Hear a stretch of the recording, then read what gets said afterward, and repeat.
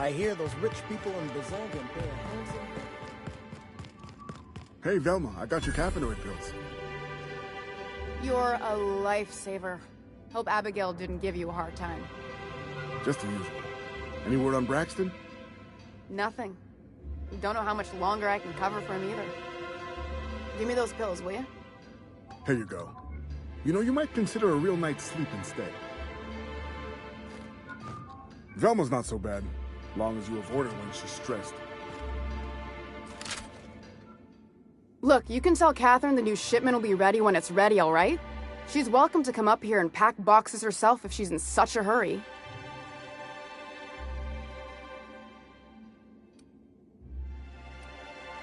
Did she now? Well, I can see I was mistaken. Because if Catherine really had sent you, there'd be a lot more expletives in your message. I hope you can forgive my temper. This job has been running me ragged lately. First, my autoloader foreman stages a walkout, and now my chief pescatological health manager is missing. Braxton. He's in charge of getting the fish fat, but also making sure they don't get too many tumors. He's a real wizard with pharmaceuticals, but he has creative notions of working hours. Comes with living in a free colony, I guess.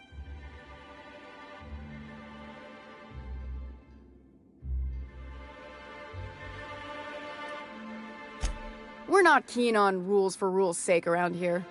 Means Braxton skips work sometimes, but it also means no company boss is telling me when I can take a shit. These MSI types are living the dream. Since you don't seem to be constrained yourself, maybe you could check up on him. He lives in the apartments. Tell him Velma said to get his lazy ass down here, or she might start noticing those extra drugs he's been taking from supply. Something else on your mind? This again? I swear, this is the last time I contract for any special requests. You can tell Grimm his poster came in. You can also tell him I got a better offer for it. So now it's going to Nell. That about cover it? She runs the betting parlor across the way. Nice professional lady. She asked me about the poster once. Just once. Made a real generous offer, too.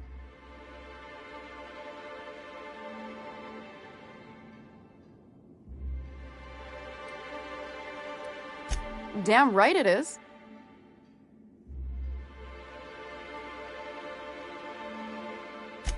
It's staying locked up in my office until Nell shows with her money. No. I paid Sublight for it. So, it's mine. And when Nell pays me for it, it'll be hers. Grimm may have asked for the poster, but it's not his until I take his money. Sure can. If you want to pay me more than Nell's offering.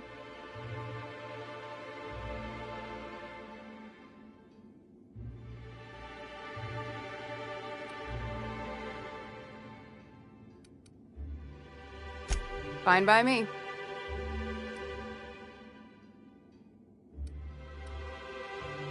Caleb Herrick runs the autoloader operators. He thinks I don't pay them enough for flipping switches and turning dials. He and his whole crew walked out. Say they won't come back unless I pay them more.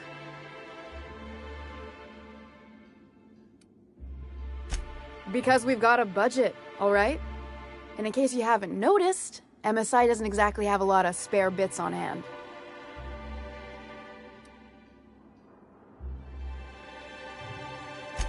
Not on Monarch. Sanjar threw out the old work mandates and penalties. Sure, until your workers start making ridiculous demands.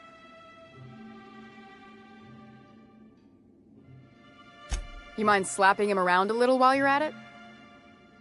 I'm joking. Mostly. Unless you can do it without hurting his job performance.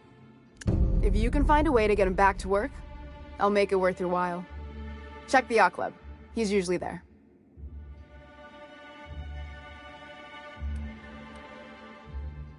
Stealing's such a nasty word. Let's call it skimming. And yeah, let's just say I've noticed the sterile biotics we use for the fish would get used a little faster on Braxton's shifts.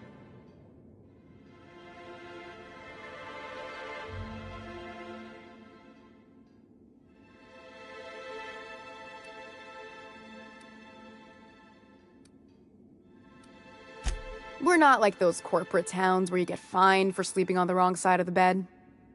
Besides, the Spacer's Choice stuff we use is cheap enough. And Braxton knows how to get this Altoona, fat and mostly tumor-free. Sublight boss out of Fallbrook. Handles most goods that come in or out of Stellar Bay. Has a mouth like a Ground 6 Spacer.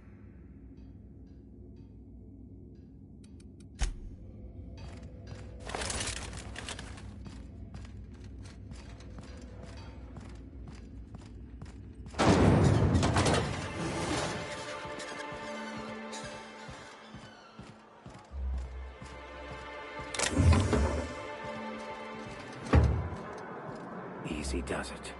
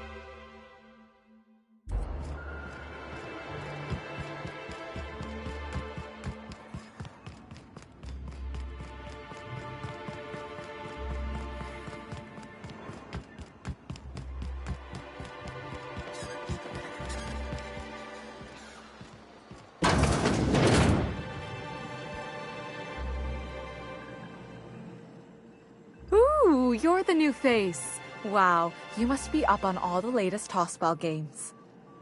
So who do you follow? Wait, don't tell me. You look like a Hammersmith Thunder fan. No, Glacial Age Mammoths.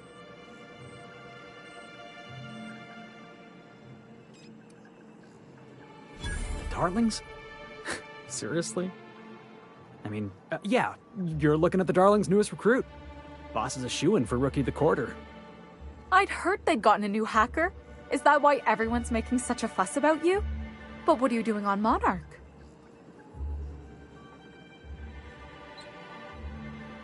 Ha!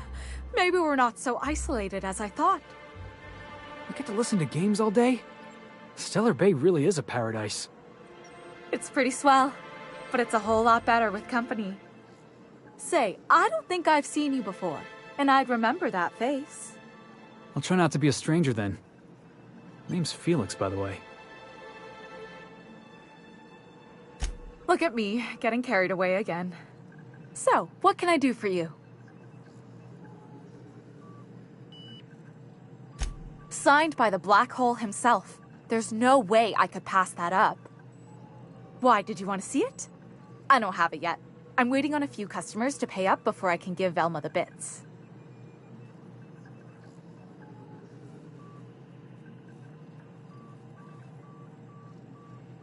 You mean Dopey Landing Pad Grimm? I didn't know he and Mr. Nandi were friends. I guess that changes things. Fine. Tell Velma that I don't want the poster anymore. I'll find something else to hang in my shop. Graham's always filling the airwaves with this propaganda. Like it's done him any good. All it means is the tossball games get to us in fragments. Makes them real hard to watch.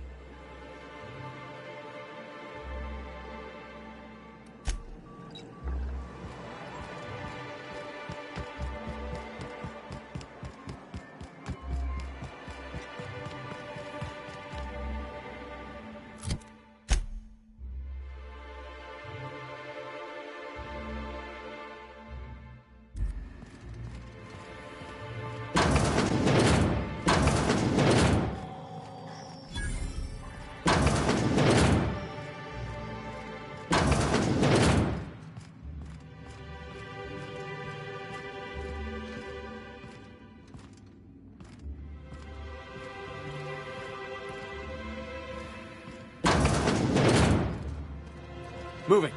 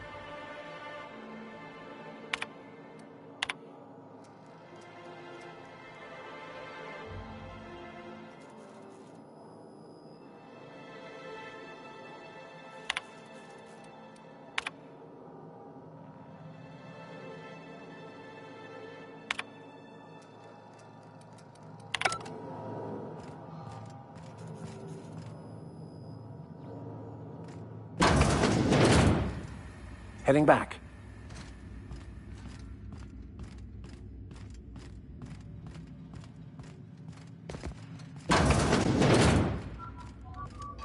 I'd give you a friendlier welcome, but I'm up to my elbows in salt tuna guts.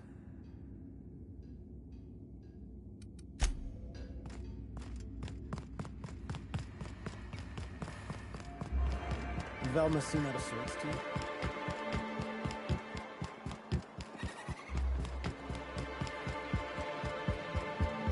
Who wants to play an impromptu tossball match?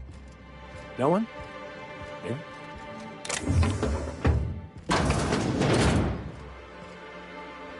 New face, huh? You from Offworld? A ship captain? Well, I'll be. Here, let me buy you a drink. Consider it an MSI welcome. Why don't you grab a chair, sit a spell and revel with us? Me and my friends have taken our destiny into our own hands. We're untethered, free of responsibility and worldly cares. Well, as long as we don't run out of bits. But until the windfall's gone, we're riding high. See, we just walked out on our work. Had enough, we did. So now we're striking.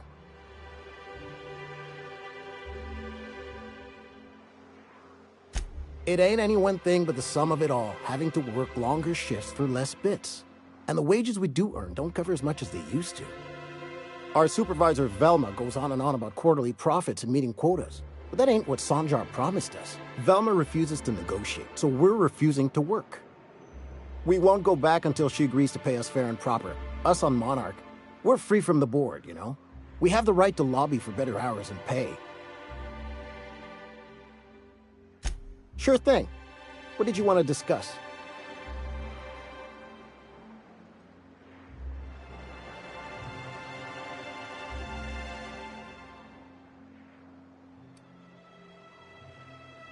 Not forever, but we've each saved up our bits, and I stashed them safe in my home by the diner. I reckon we could last a week or two at least.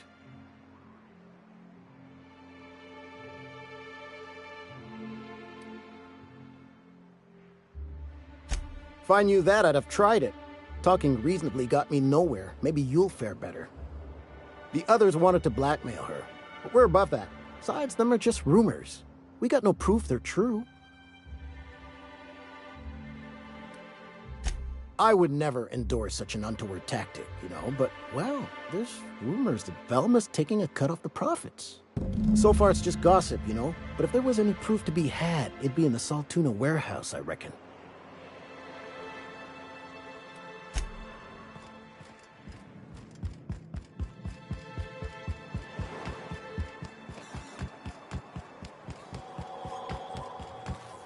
Have you had time to check on that poster yet? I keep wondering if it's come in. Would you look at that?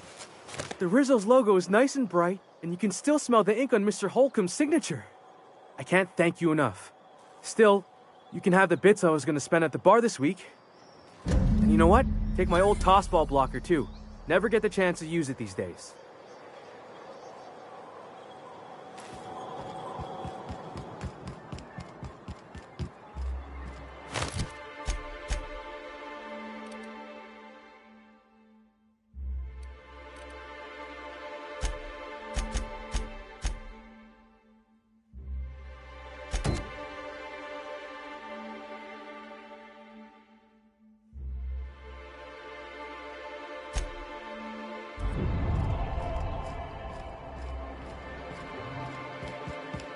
So Vic, what was it like in prison? I don't like to talk about it. Was it run by Spacer's Choice? What part of I don't like to talk about it do you not understand? Is it the don't? Because it can't be the talk. I bet it was a Spacer's Choice prison. Did you taste the freedom? It baffles me why the captain puts up with your willful idiocy, Mr. Millstone.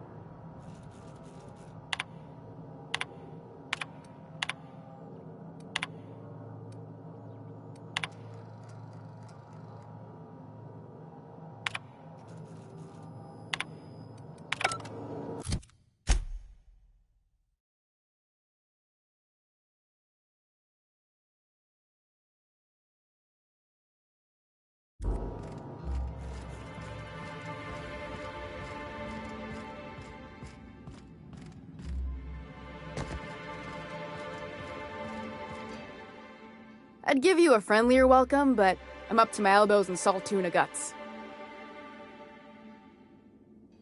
Unless you're here to tell me he's agreed to do his job again, I've got nothing to say.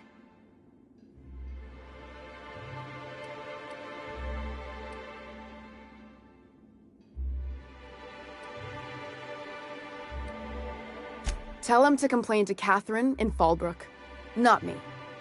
Sublight's demanding more money for the same contracts, which means we're all in the same boat. I don't have the bits for it, plain and simple. Besides, if I make an exception for him, I gotta do the same for everyone. She's principled, in at least this area. I will begrudgingly give her that. Thank you. I think. If Caleb wants to keep this job, he'd better get back to it. I'm about ready to hire sublight contractors at this rate.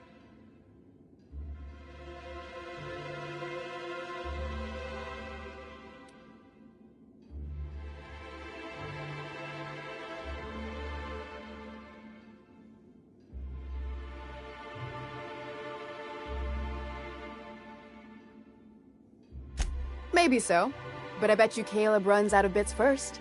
Then he'll have to come back. He says he's got a stash to tide his crew over. Could be he's all talk, but if the money's real, I bet you he keeps it at home, near the diner. Yeah, and did you miss the part where I'm working doubles to cover for everyone who decides not to show? Ironic, isn't it? I'm the one who keeps this place running. That money's mine, one way or another.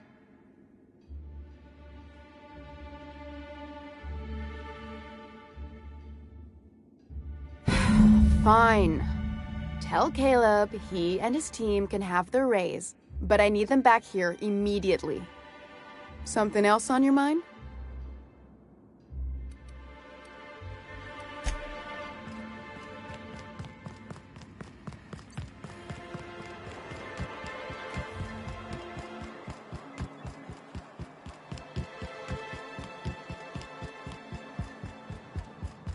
You know what your problem is, Vic? Other than being called Vic? You signed... Why don't you grab a chair, sit a spell, and revel with us? Sure thing. What did you want to discuss?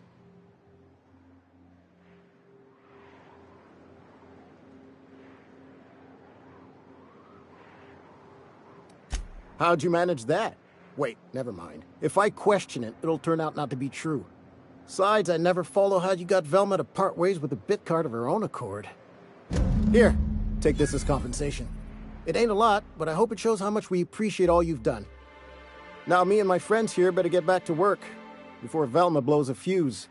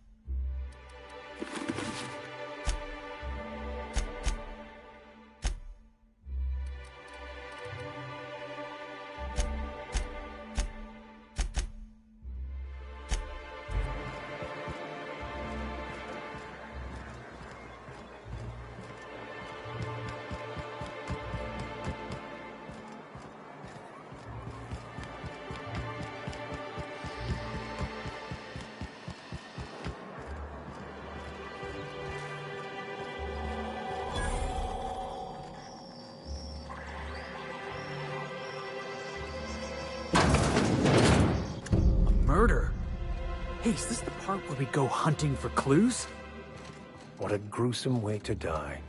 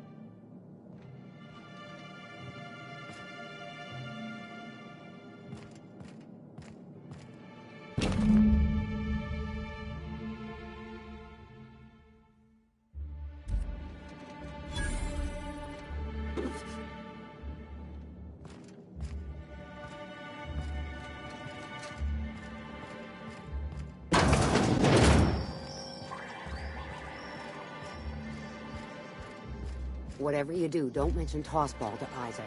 You'll never hear the end of it. I haven't seen him in a while.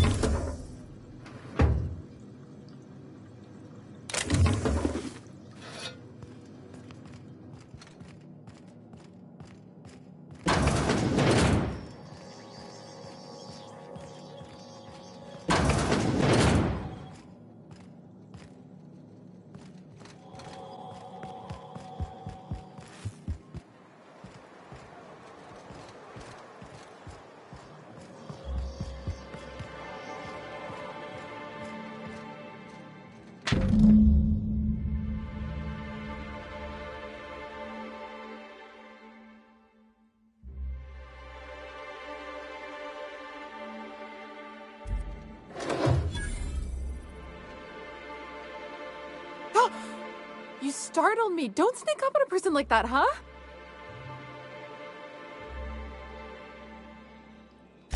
Jumpy? Who's Jumpy? I'm not Jumpy.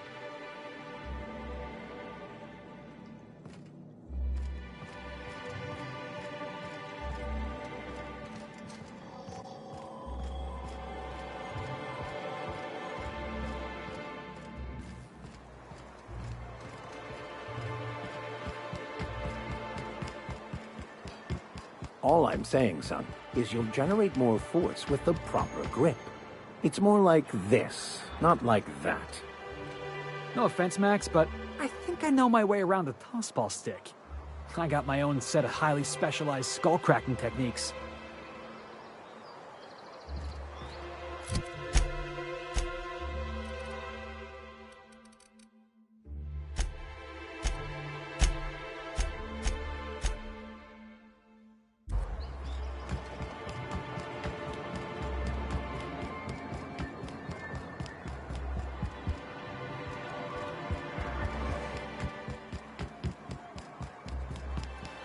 Smells like rat in here. Oh, it does work.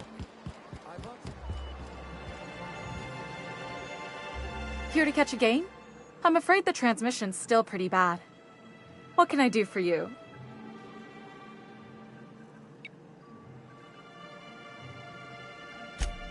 Poor Isaac. I was wondering why I hadn't seen him in a few days. I'd really like to help. Isaac was a sweet fellow, even if he did have terrible teeth. I don't know for sure, but I saw Elijah and his buddies pushing Isaac around. They're hooligans from Fallbrook. They sweep into town, drop supplies off behind the warehouse, and spend the rest of their stay getting rowdy over tossball games. They usually loiter in the alley behind the yacht club. They're not allowed in the bar anymore. I bet you anything Isaac ran into trouble with one of them. Mr. Sanjar will be pleased to hear about it when you're done. I know he gets fed up with the Fallbrook bullies, but there's not much he can do.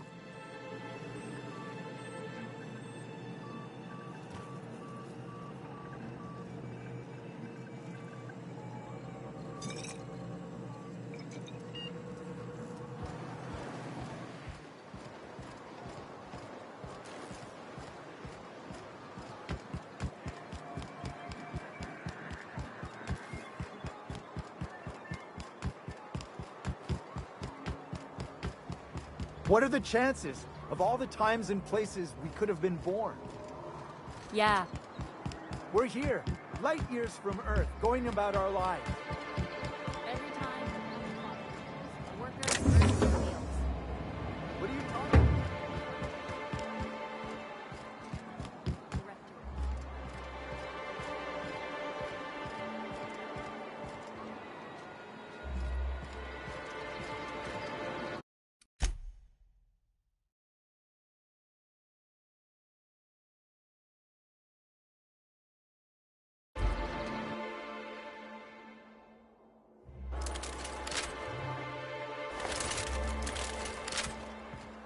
Hey, what are you doing here? This is our secret alley. Berta already pissed by those crates to market.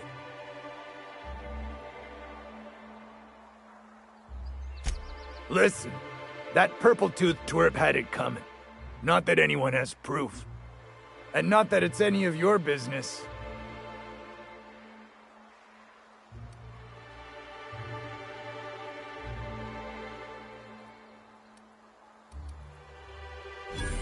Oh yeah? What are you saying exactly?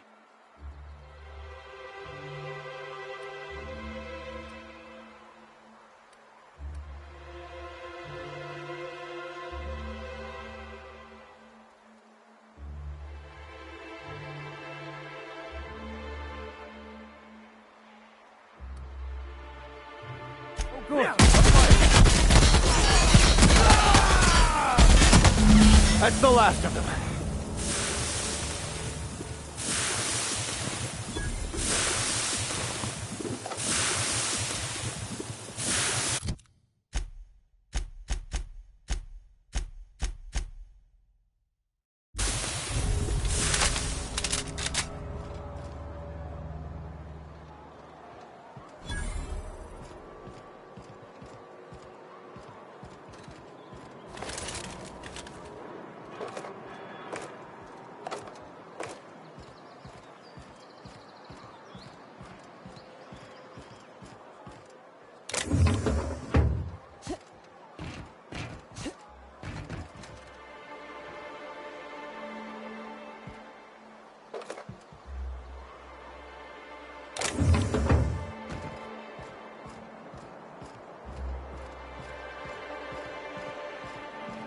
Hey, Vic.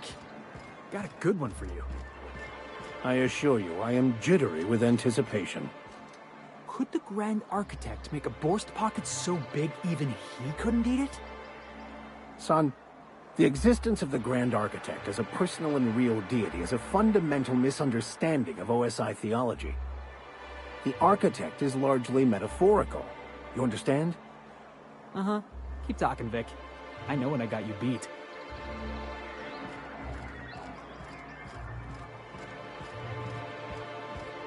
Thank you again for retrieving the bolt. It's every bit as complex as I'd heard, but I'm up to the challenge. Anyway, what can I do for you? But that's terrible. What happened? But that means we won't be able to log their testimonies.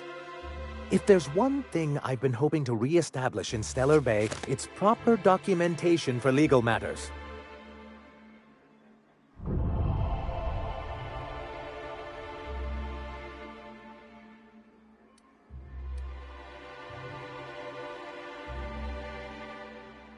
Always a shame when tempers get the better of good sense. Still, your intervention in the matter is much appreciated. Please consider this payment for your services.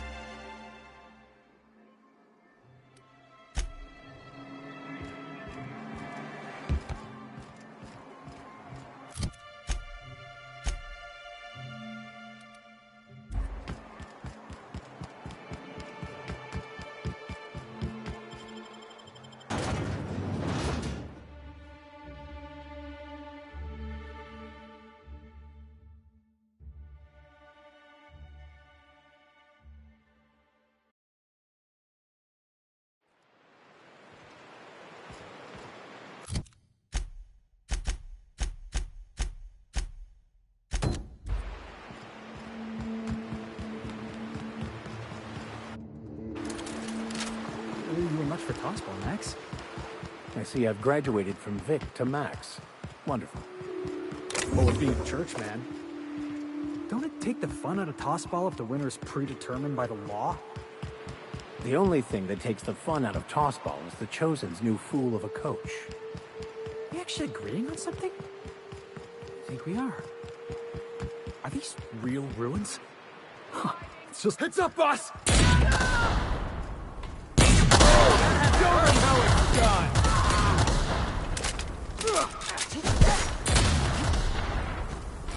Everyone all right?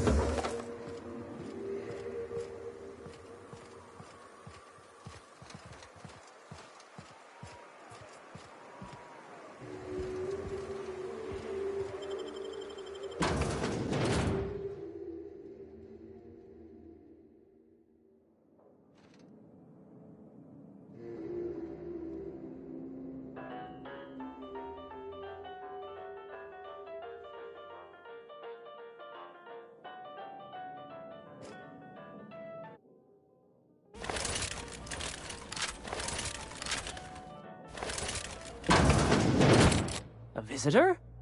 What an unexpected surprise! Please, come in. Come in. We're armed to the teeth. What's he gonna do? Kill us with generosity? That's the spirit. Now come in. Make yourselves comfortable. Excellent. You've arrived at just the right time. My wife is putting the finishing touches on dinner.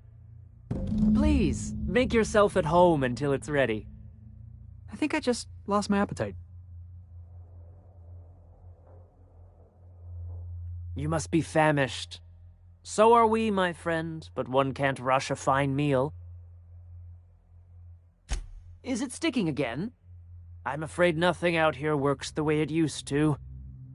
There's a bit of a trick to jimmying it open. I'll see to it once we've finished dinner. Please, there's no need for incivility. Though I certainly understand how hunger sharpens the temper. I promise I'll get the door open once we've had our meal. Until then, why don't you stretch your legs a bit? A nice walk around the house will surely limber them up.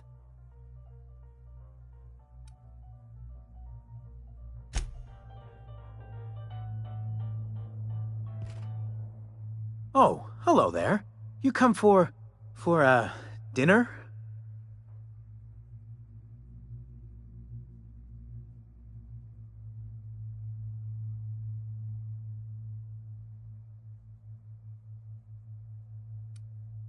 Are you sure?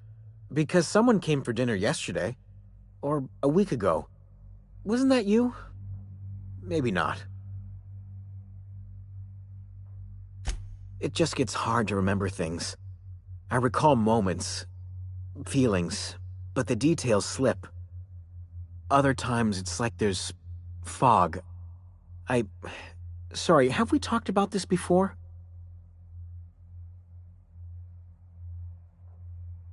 That's nice of you. I usually feel better after I eat. Mama said dinner's almost ready, huh?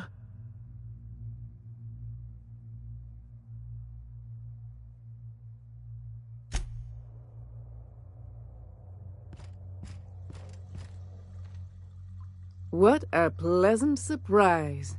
And just when I was beginning to fear we'd seen the last of good company for a spell. Yet the Eternal provides, does it not? Only if you give yourself over to the plan, Martha. May I call you Martha? By all means, just make yourself comfortable. Company is always a reason for cheer.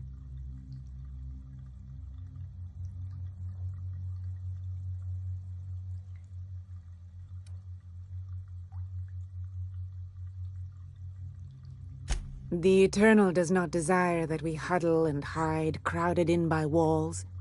We all share the spark of the divine, and we were made to spread it across the stars. Out here, we are free. And even apart from society, the universe provides for us, as your being here proves.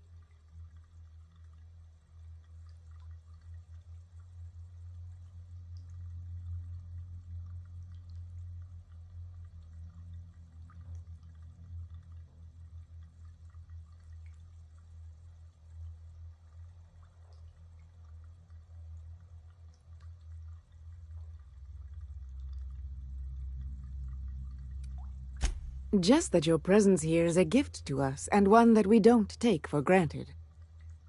Look at me, prattling on as if this gravy is going to cook itself. Why don't you run along until we are ready for dinner?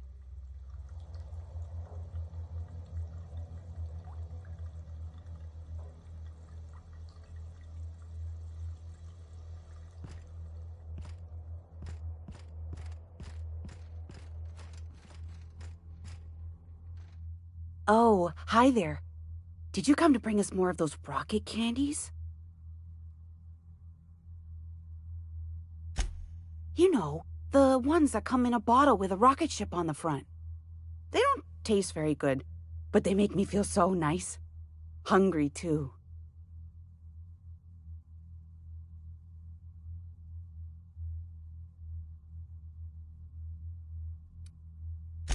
That's too bad. There was this other man who used to bring them. Not anymore, though.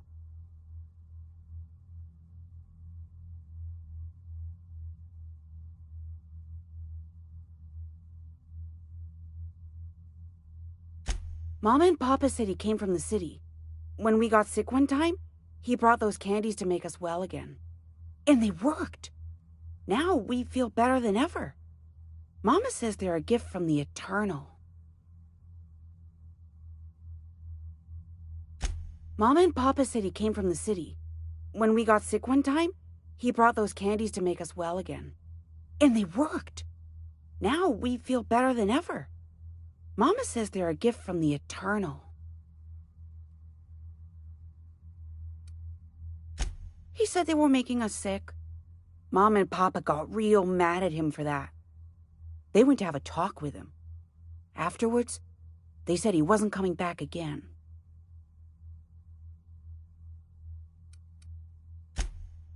Okay, maybe I'll see you at dinner. That was real nice of her, inviting us to dinner like that.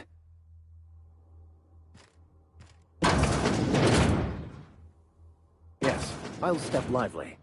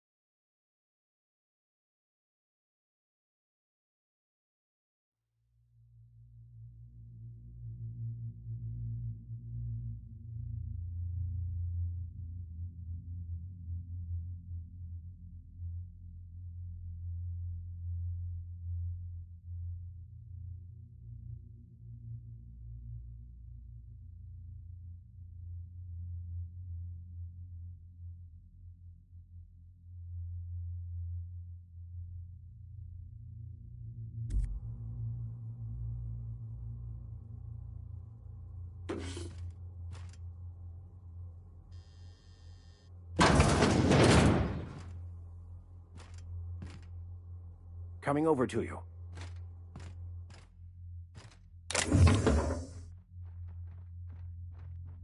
Hey, what are you doing in my room?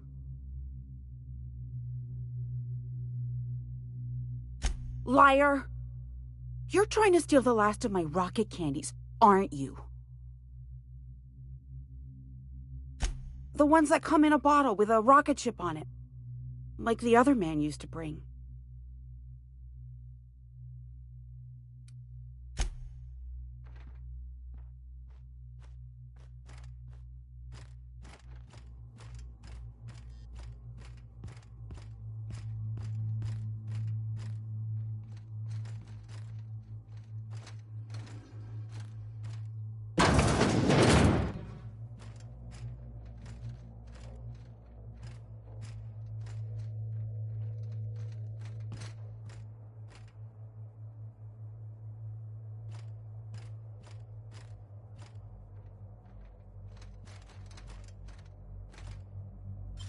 I'll keep quiet.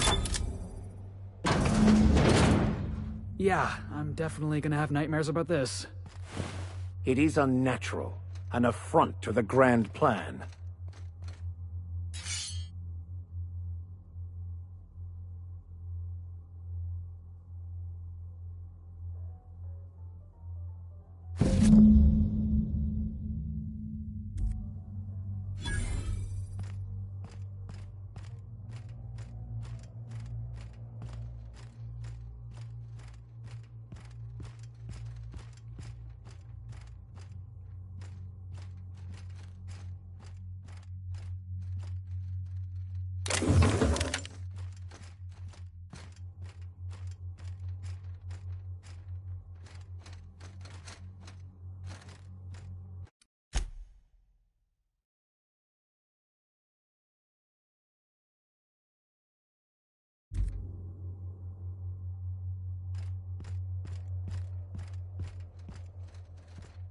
But what's this?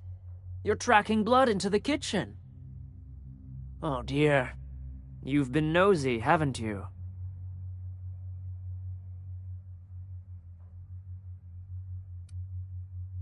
How very rude. Time to teach you some manners. Like we're doing nice work, Captain!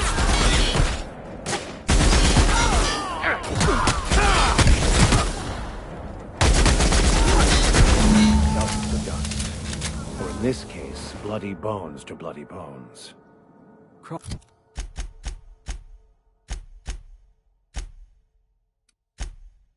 Bussing somebody off never felt so damn good.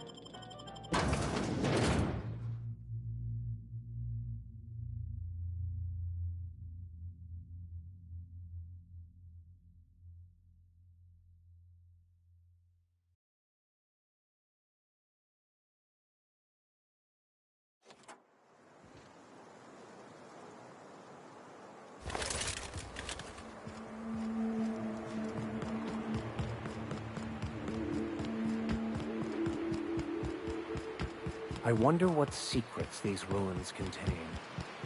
Exploring some ruins, killing some monsters. All we're missing is theme music.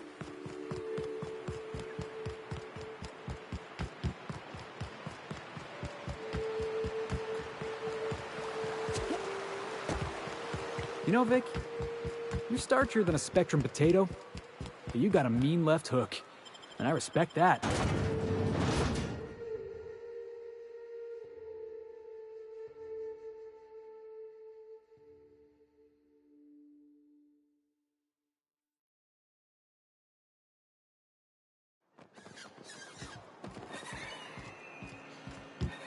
Thornburg was off bounds. That's the only reason the Darlings won. Thornburg was well within bounds. The Darlings won because the Rangers have no defense. I hear those... Thornburg was off bounds. That hand goal never should have been called. Any other argument is invalid. Spoken like a true Rangers fan. You're damn right. I'd give you a friendlier welcome, but I'm up to my elbows in salt tuna guts. That he's got his load on and I'm stuck covering his shift? That's... wow. I sure feel like an ass now.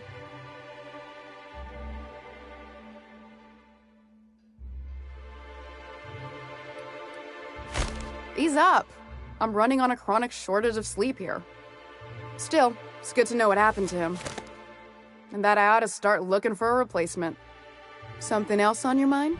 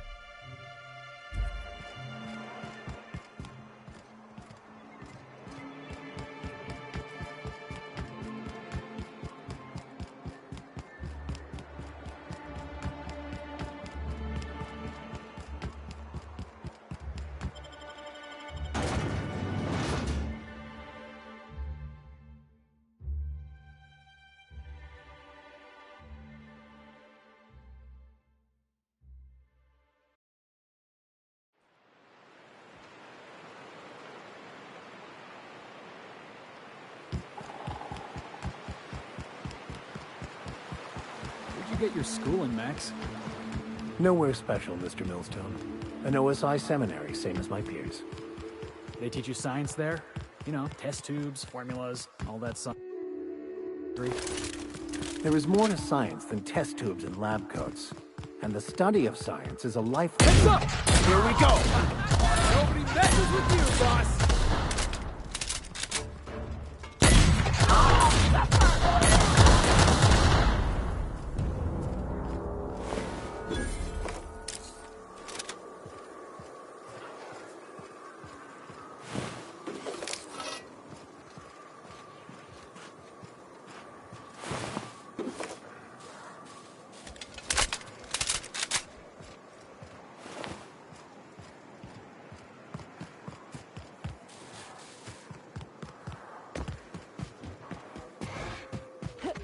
Gas is going hit!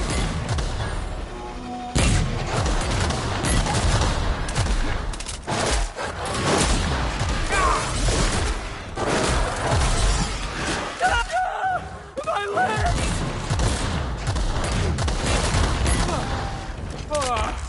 Everyone all right?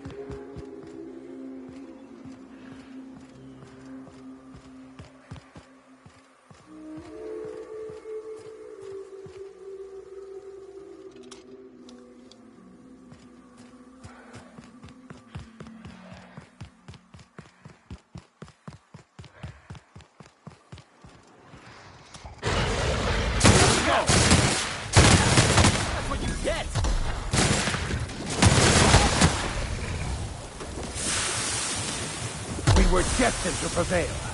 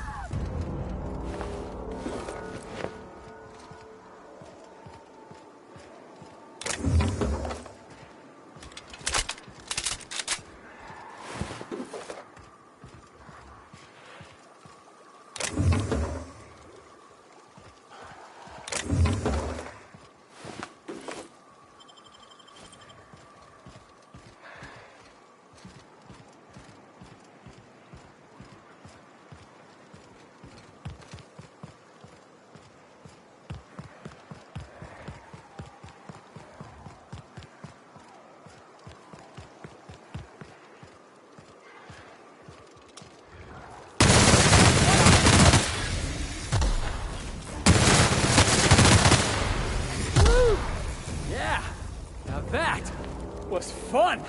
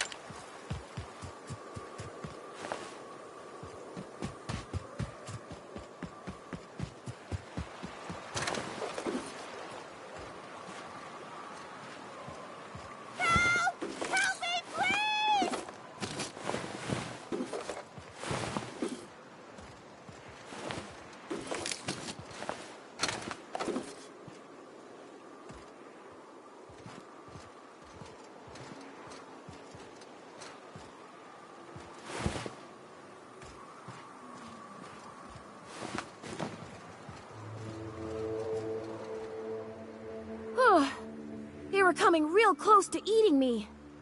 I'm Lenora. What are you doing out here? Not that I'm complaining, but I figure only marauders and animals roam around.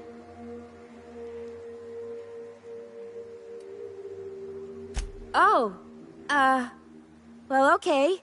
I can appreciate an adventurous spirit. Thanks for the help. I've got to pick up some things from the bay, but I run a little stand near Fallbrook. Next time you need supplies, stop by, you hear?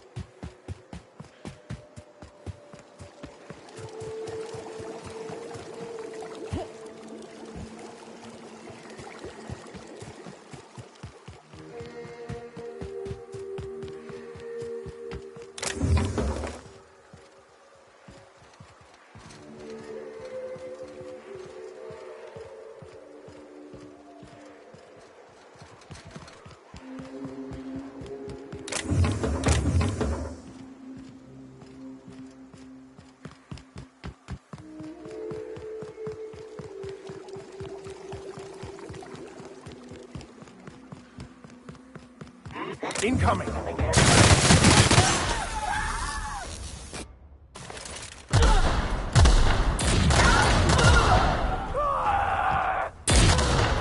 Fate shines on us today.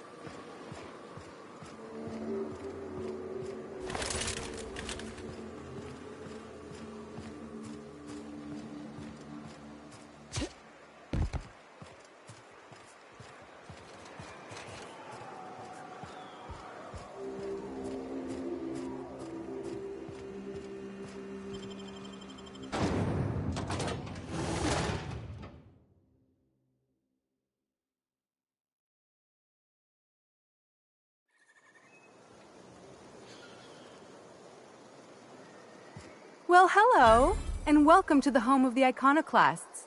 I'm Rose. Please, take a pamphlet. In it, you'll find everything you need to know about Graham, his Philosophist truths, and the Iconoclast way. He wrote it himself, you know. Oh no, I'm so sorry. I keep forgetting we're out of pamphlets. Gosh, blast it.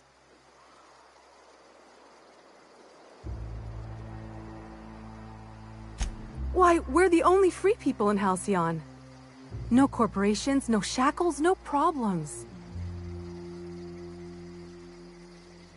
Oh, those are just hurdles. We deal with them as they come. You're welcome to stay with us, so long as you can earn your keep. That's a nice way to think about it. Graham would be our father. I suppose Zora might make a good mother if the two of them could stop arguing. You can think of those two as our leaders, but they're more like examples.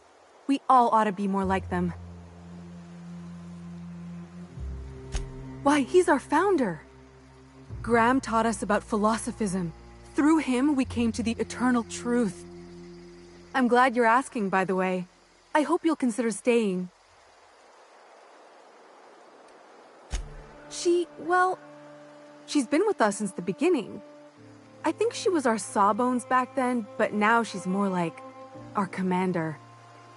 She goes and finds people in the wilderness and gets them to come here. And she keeps us from being chewed on and whatnot. She's liable to take your head off if you screw up, but then she'll sew it back on for you. Graham's place is in the large building straight back. Zora's sometimes there talking with him, but usually she's in the triage clinic next door. Oh, Graham settled here a long time ago. Shoot, I wish I had a pamphlet to give you. It's all in there. I wasn't around back then, but they say a lot of the old MSI corporate folks died here. He calls it a spiritual metaphor, something about rising from the ashes.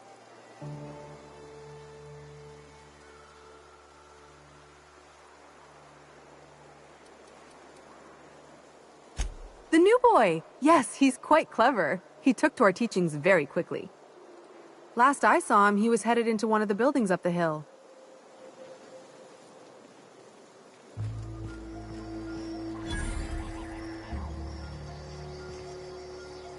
Hope Zora sends me on next. Welcome to the Emporium. I'm Bronson.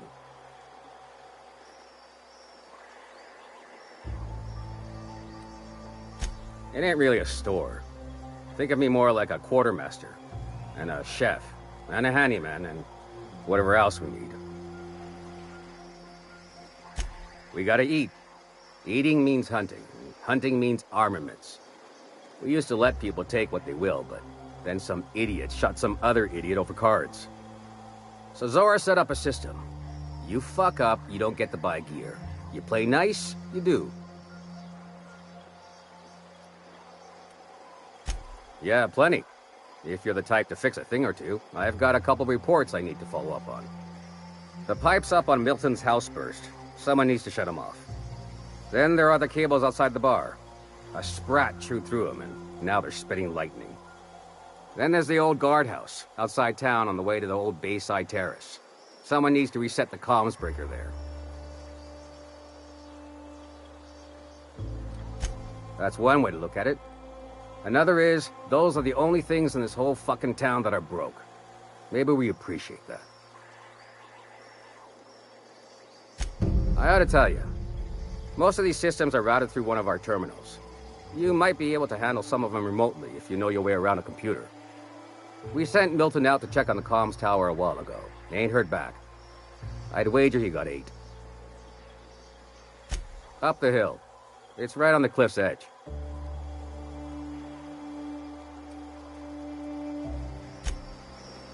What are you buying?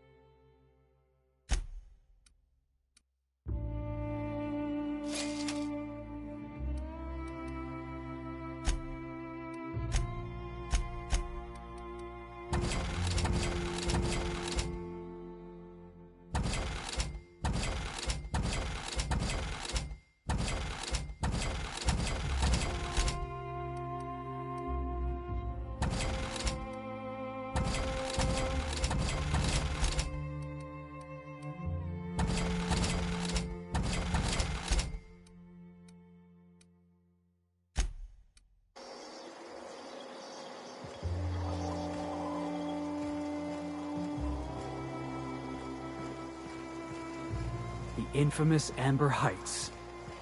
Damn philosophists.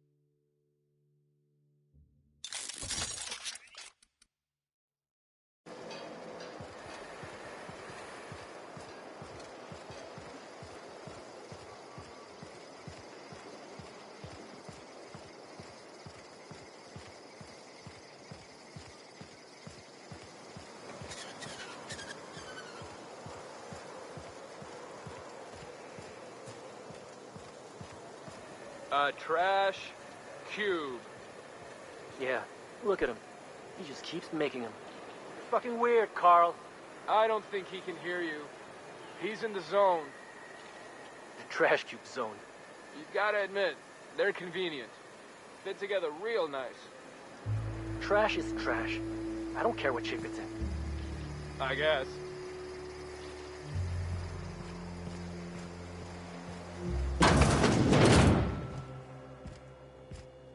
Looks like I'm not the only new face around here.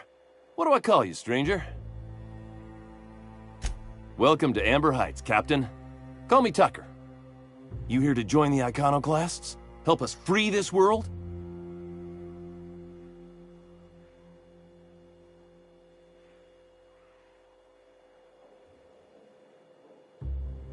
I am not a little boy. Haven't been one for decades, no matter what my mama wishes. I take it she's still looking for me? Had hoped she'd accept my decision.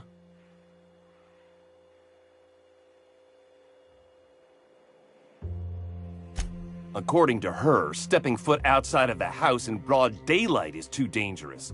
My entire life, she crammed a fear of danger down my throat. Don't go play with friends. Mantisaurs will tear your arms off. Don't leave the city. Raptidons will spit acid on your face. Marauders can violate you. You'd fall in a sulfur pool. I stuck around way too long, ruled by her fears. I'm 42 years old, but she still sees me as a little boy in need of her protection. I won't stand for it, I tell you.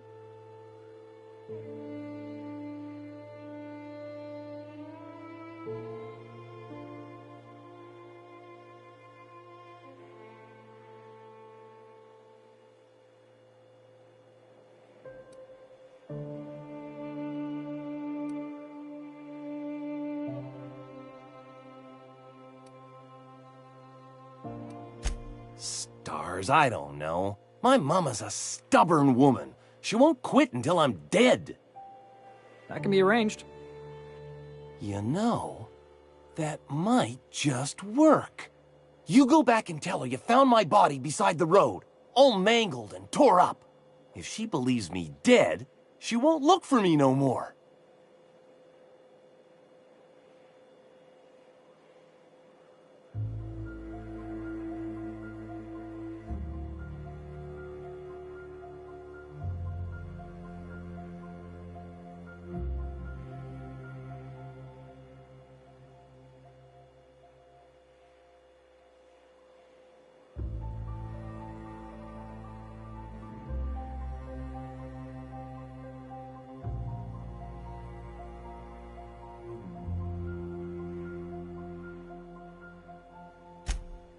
I know it sounds extreme, but I can't go back.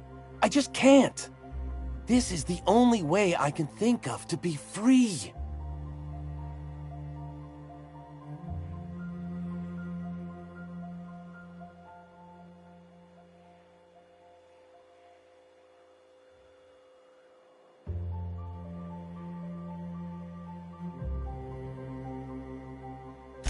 I hate to think of her grieving, but it'll be good for her to move on. In the long run, you know?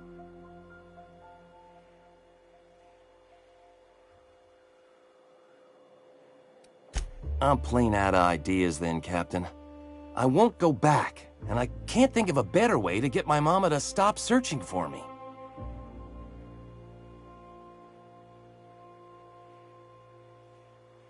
She doesn't want to see me as anything other than her baby boy. Why would I go back again? What'll be different this time?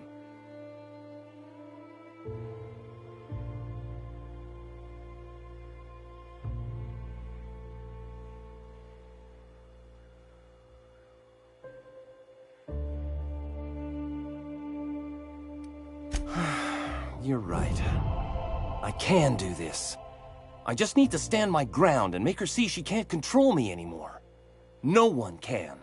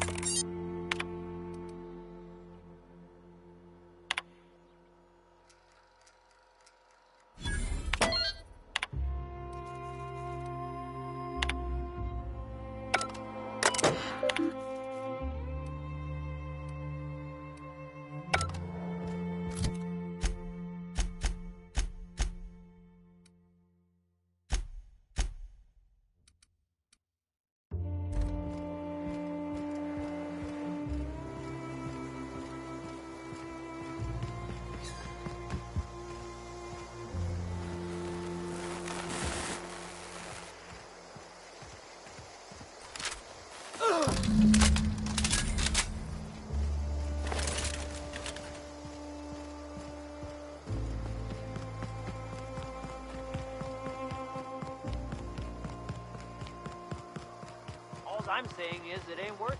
It's gonna taste like sweet blood. So, you gotta boil it or you'll get sick. Then all that sweetness kicks.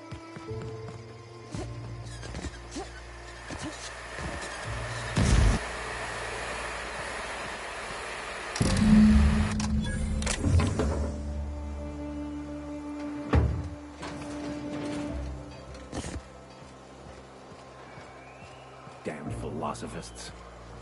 This place wasn't half so pretty in the serials.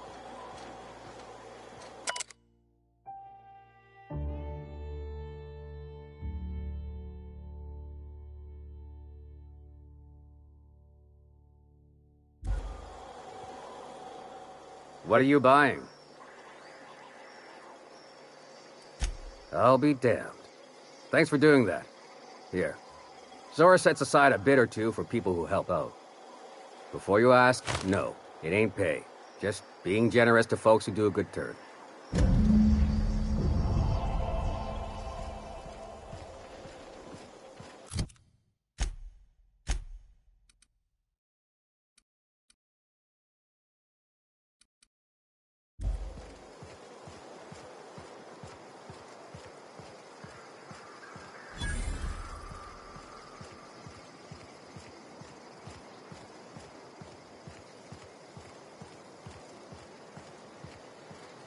Ah, hello. Good to see you again.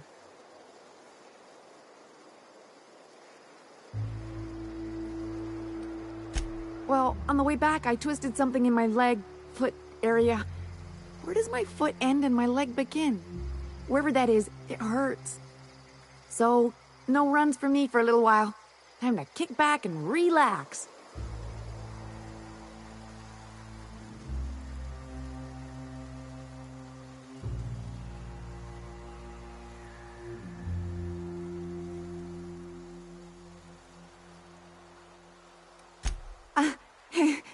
I did a dumb thing. I was trying to get away from a terror ray. Usually, you can just get away from their nest and they'll stop following you. But this one was really persistent. Chased me for, I don't know, forever.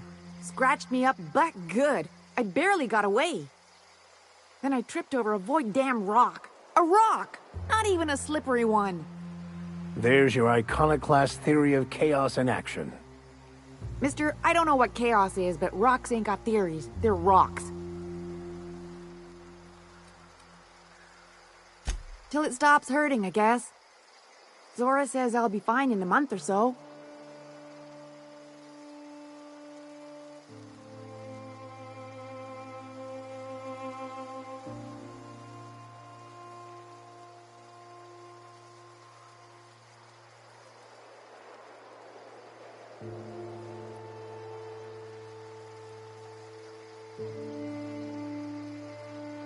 Huh? Why?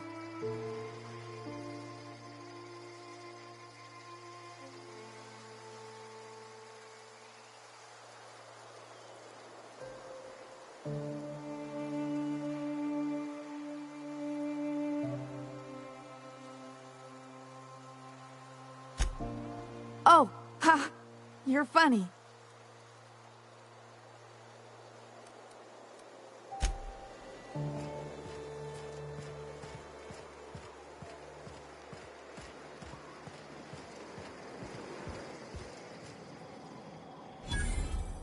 Never seen you before.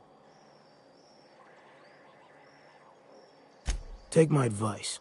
Move on. Get off-world if you can. If you can't, get to the bay. I've been halfway around T1. Monarch, they call it now. Been around it twice. Stood at the hot pole and the cold. Nothing on this moon for nobody. Just a lot of heartbreak.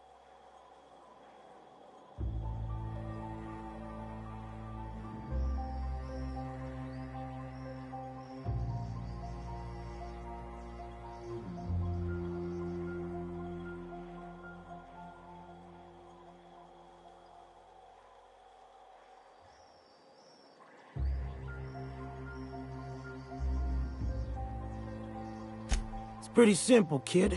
I sit at the bar, I drink, I mind my own business. That's it.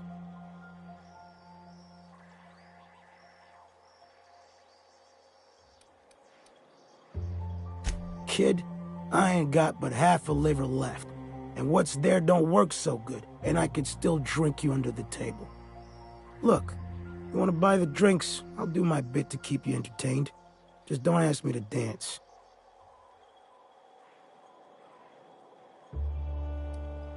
I can't repay no kindnesses now. Alright, so, I reckon one of the most interesting places I've been is the hot pole. You know what that is?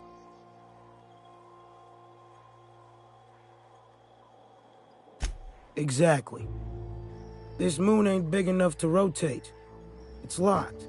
One side always facing Olympus, the other always facing away. Olympus might not be a star, but it throws off assloads of heat. Monarch's hot pole is the part that's closest to the gas giant. It's in the middle of this big mountain plateau. Volcano's so high the peaks are in space.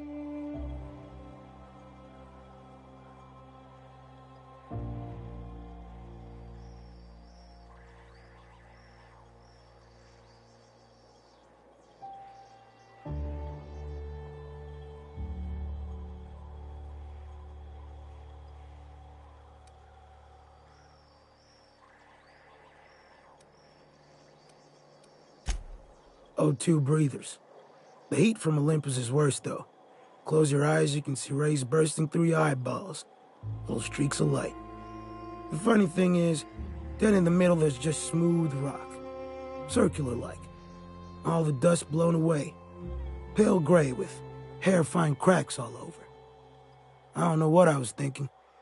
Maybe I was lightheaded from the O2.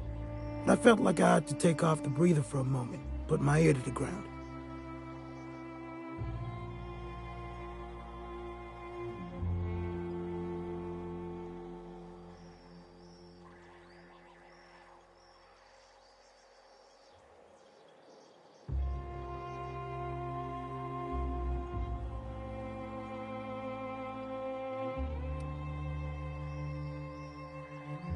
I did get a burn on the lobe before I smartened up.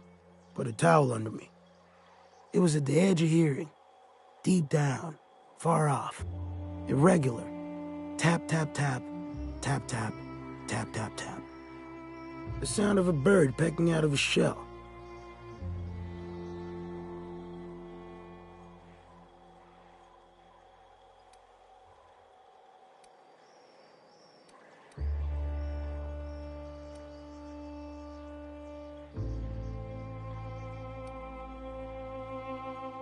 When there's a groundquake now, I hold my breath.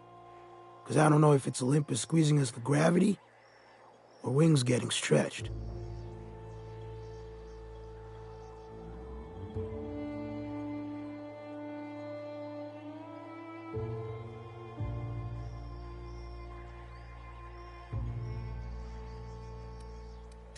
A great many things.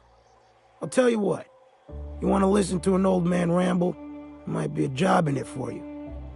I used to run with a squad of mercenaries here. Good folk. Fella named Lamont introduced me. Thing is, I ain't seen them in an age. Stands to reason they got themselves ate.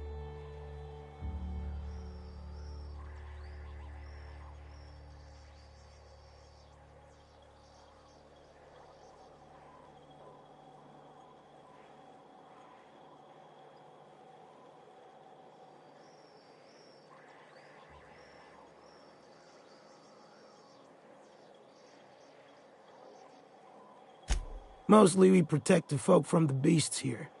If it spat, scratched, or stung, we'd kill it for you, so long as you had the bits. We split ways around the time this twice-fucked moon got abandoned. Thing is, I got myself some fond memories. We had some keepsakes of ours we kept in a lockbox, and I've been thinking about seeing it found.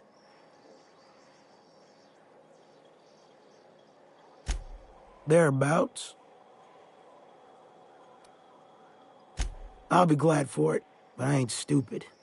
This planet tends to get people killed. I just want some closure.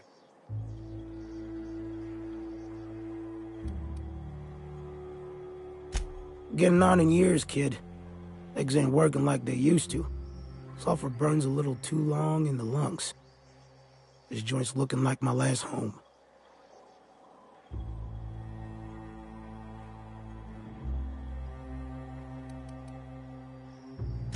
Appreciate it, kid. I'll mark an outpost on your map. We spend a lot of time out there. Might be a good place to start. Here's a key for the door.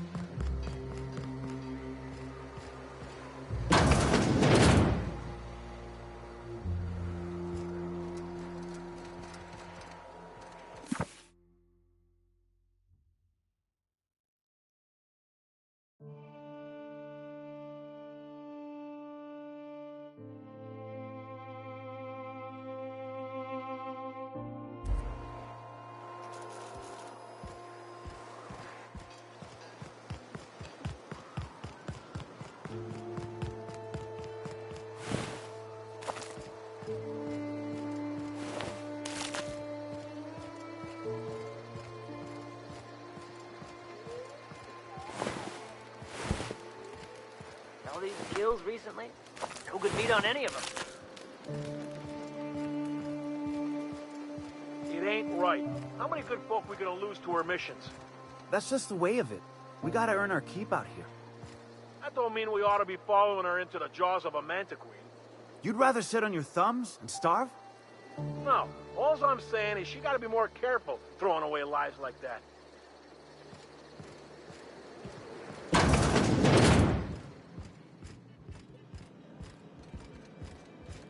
A mantiqueen.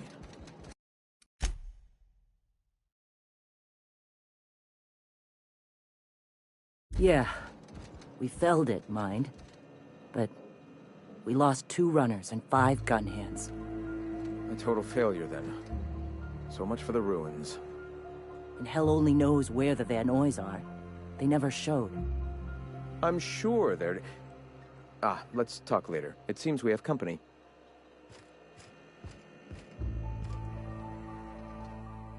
The good captain. My iconoclasts sing your praises. I'm glad the eternal truth has finally guided you to us.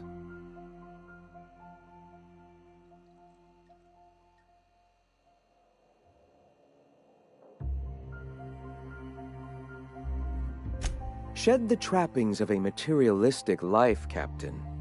You'll find your soul much less burdened. Also, we're broke. Yes. If we were meant to enjoy the things that glitter and shine, the universe would provide them.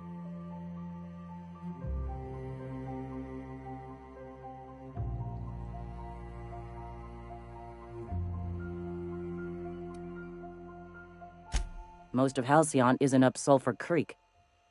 I'd wager the opposite. The corporations are doomed. Only we have the truth at our backs, and we are better for it. Now, why have you come?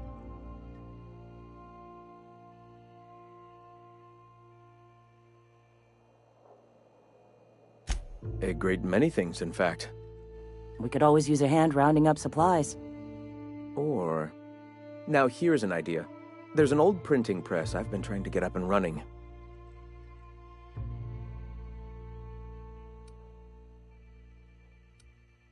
Yes. We will make do, as we always have. Spreading the word of our movement is of paramount importance. Will you aid us in our cause?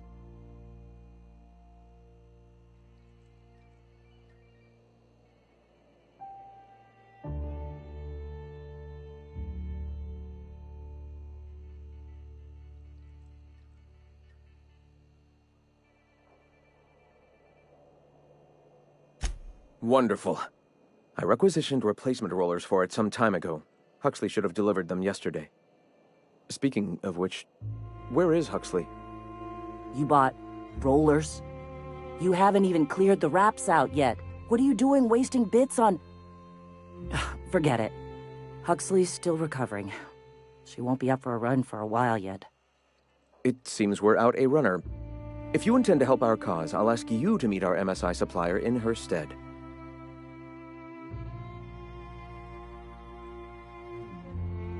One of our sympathizers, a woman named Carlotta, periodically buys goods on our behalf from Stellar Bay's store. Stellar Bay has caught on, but they remain friendly, though the goods now come at a considerable markup.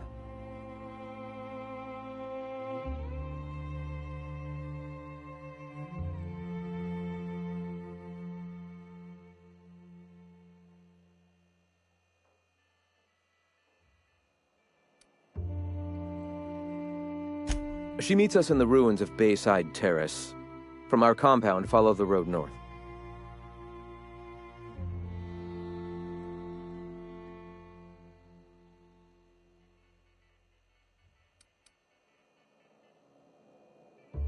So you're her mysterious savior. She sings your praises. That girl and her songs, so eager to learn, so bright-eyed, so tone-deaf.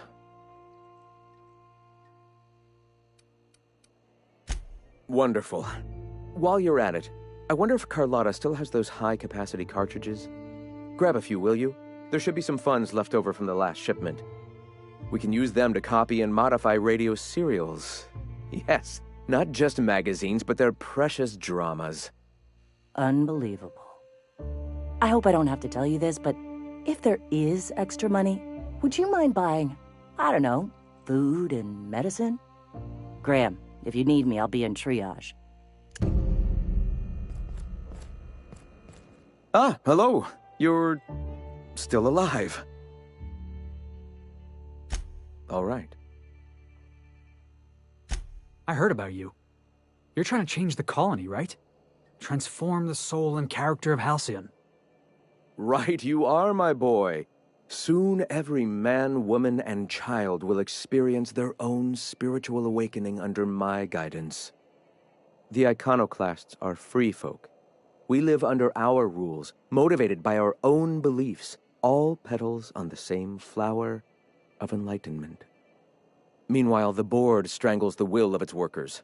It is the penultimate exercise of a poisoned society where people are enslaved by a corporate ladder.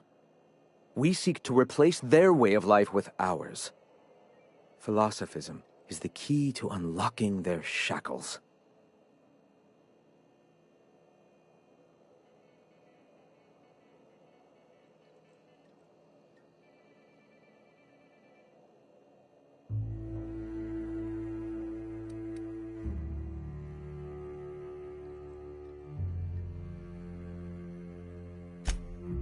Oh, yes. Gunships hover in our skies, ready for the day they decide to come to our doors waving banners of war. The perception of visionaries is often tainted by the lies of their oppressors. A sad state of affairs, to be sure. Before all this, I was a writer for MSI's product catalog. It was my purpose to spread awareness of Saltuna in its various forms. The certainty with which I spun among the other cogs in their machine stifled creativity and personal growth.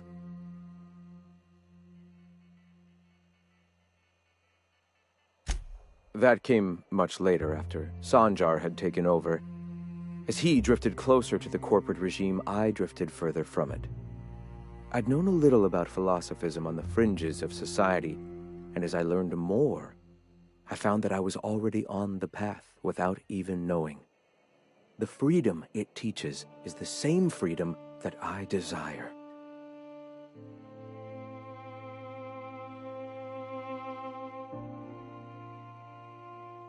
I heard about you. Right. The Iconoclasts are free folk. We live under our rules, motivated by our own beliefs, all petals on the same flower of enlightenment. Meanwhile, the board strangles the will of its workers. It is the penultimate exercise of a poisoned society where people are enslaved by a corporate ladder. We seek to replace their way of life with ours. Philosophism is the key to unlocking their shackles.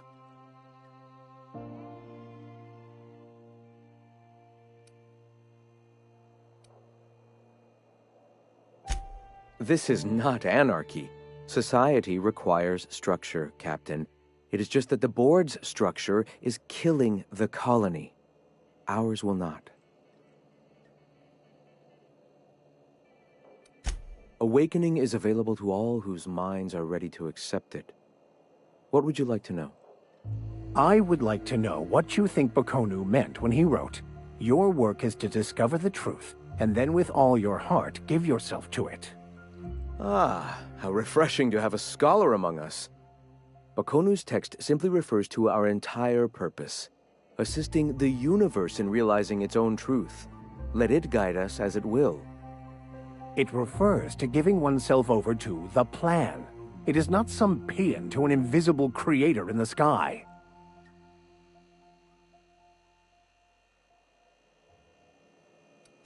Were there a truth to the grand plan in the first place, I and Bakonu might agree.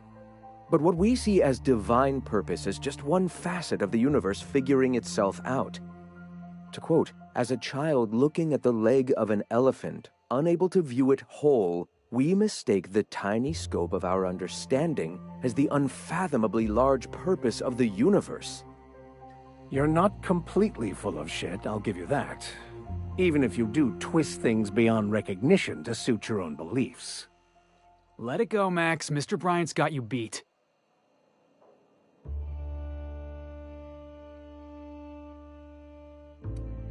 Were my teachings beyond recognition, I dare say I wouldn't have a small army of followers who understand and believe. I owe you an apology. I expected you to be a complete idiot. I'd say you're actually more in the 25% idiocy range. Likewise. Now, I'm sorry. What was it you were asking?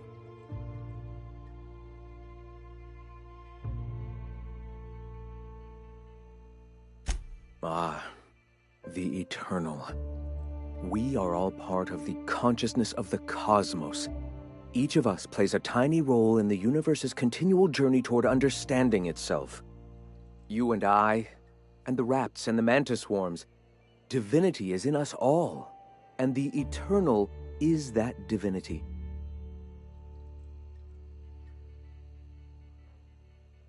Everyone, regardless of ability to believe, is another facet of the universe contemplating its own existence. Ability to believe? I think you mean inability to tell fantasy from truth, which rules out any knowledgeable scientician. Let us be clear. Neither of us can lay claim to being knowledgeable on this topic. It is a matter of belief. It is not as if OSI has gone and proven anything. Regardless, what were you saying?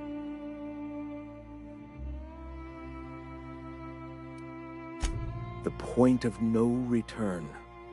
When your mind fully opens to the eternal truth. Every philosophist experiences it along the path to enlightenment. For many, it is the first brush with the cold of death, when they realize that all of their lives have boiled down into the single truth of that moment. Mine was witnessing my friend and colleague transform into the very evil we sought to combat. Now he runs MSI just like the overlords before him.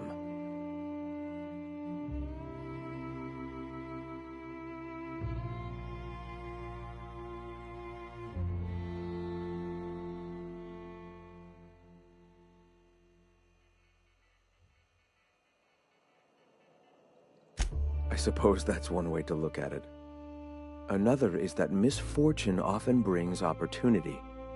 I found my path through the tragedies of my past.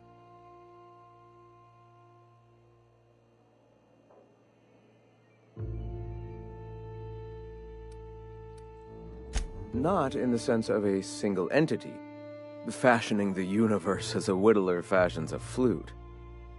The universe came into being over time, organically, naturally, and without purpose.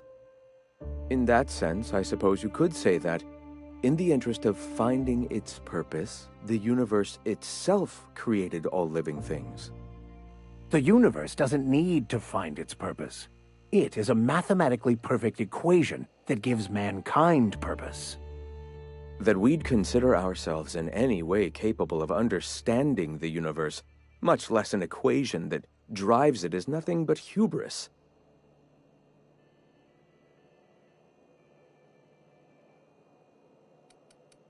All right. Why have you come?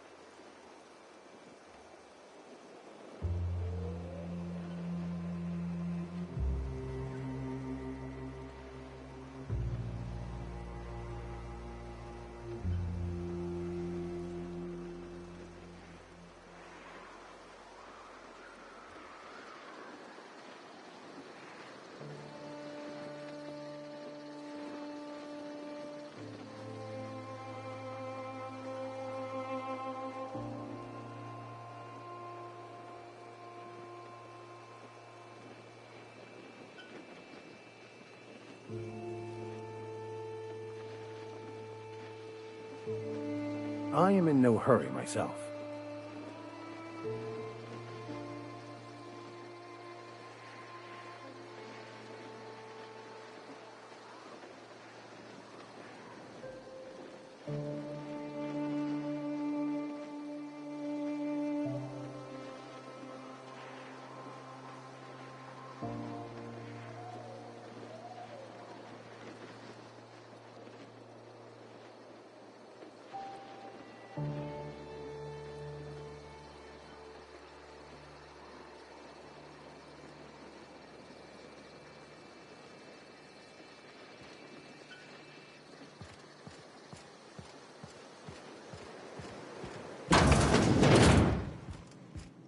Sorry about earlier.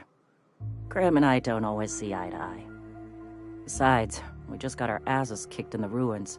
Not a great time to yammer on about his printing press.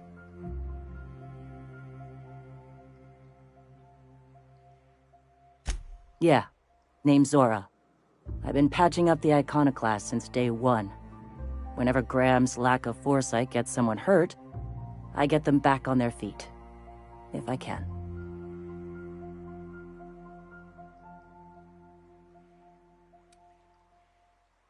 You joking? It's Monarch. Can't set foot outside without being attacked by a beast or a marauder.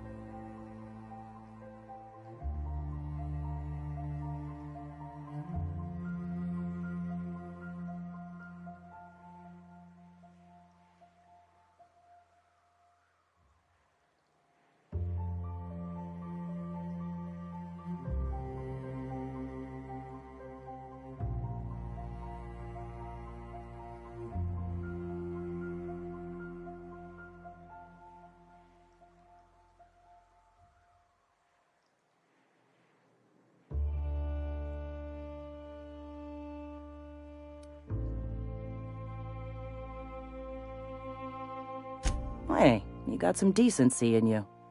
Careful. That's rare around these parts, and folks are liable to try and take advantage of it.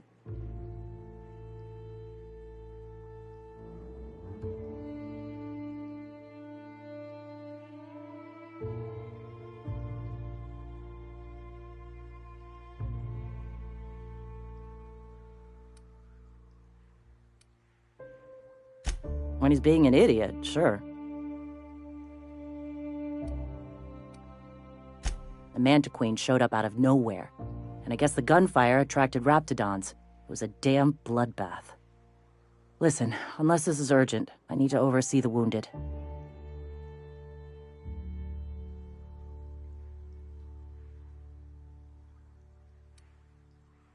You want to do us a favor or two? Go talk to Bronson. He's always looking to pass his work off on someone else. For now, I gotta get to the wounded. Welcome to Amber Heights. Gonna need to buy myself an entire Rizzo plant after all this.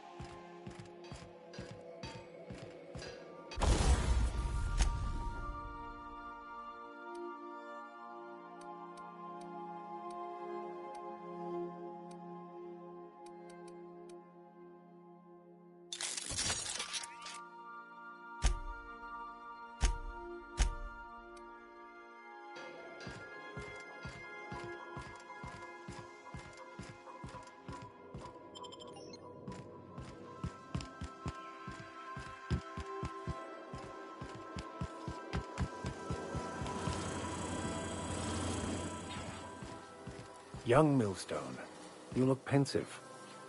I don't know what that means, but I've been thinking. It ain't easy carrying a torch for the Rangers. I understand. The Rangers' victories are your victories. Their defeats are likewise crushing. You serious? Wow, Max. Never expected you to understand. This may come as a surprise to you, Felix, but I understand what it is to be a fan. That's so. You know something? Maybe I was wrong about you. To be a fan is to cultivate a mental disorder. You're living vicariously through a tossball team. Nah, I was right the first time. You're a git, Max. Hey, Cap.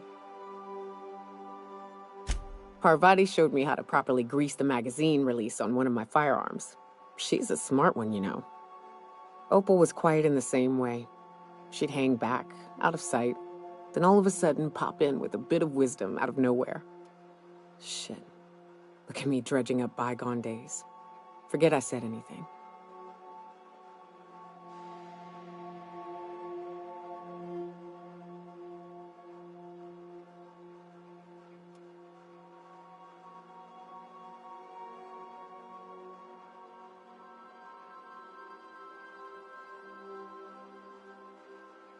Don't push it, Captain. Hey, Cap.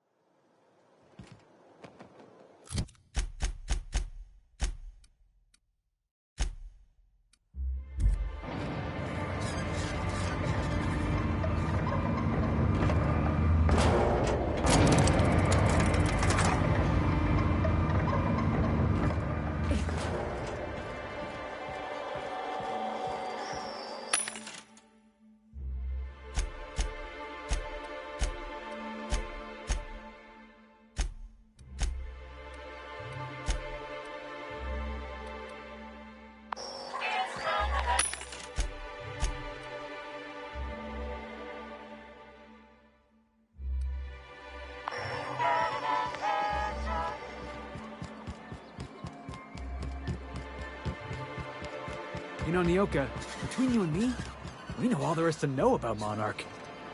What makes you say that? Well, you got your life experience as a hunter, and I've memorized every episode of Terror on Monarch. Oh, Terror on Monarch's a riot. It's all made up, though. You know that, right? Yeah, right. Next, you're gonna tell me Halsey and Helen weren't based on a real person. I won't tell you that, no. You seem happier in your ignorance.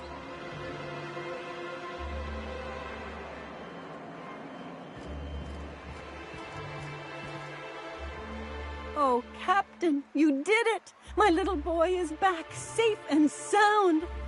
Tell the Captain how grateful we are, Tuk-Tuk. Mama, I told you that I'm not staying. I just came back to talk to you about why I left. Then I'm going back to Amber Heights. Oh, we'll get that silliness sorted out. You're safe here with me, and that's how it's going to stay. Isn't that right?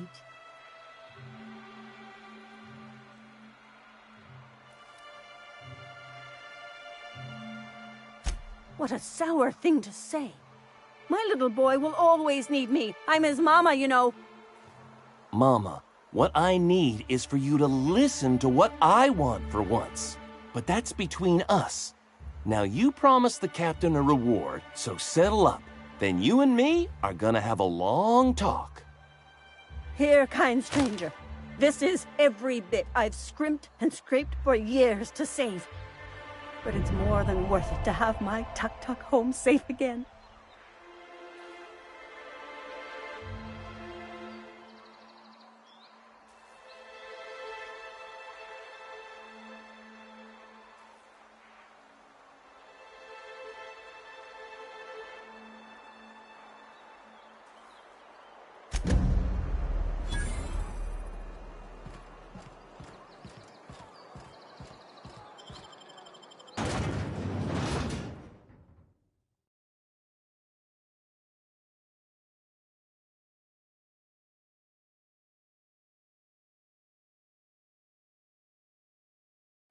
Hey, Cap, got a minute?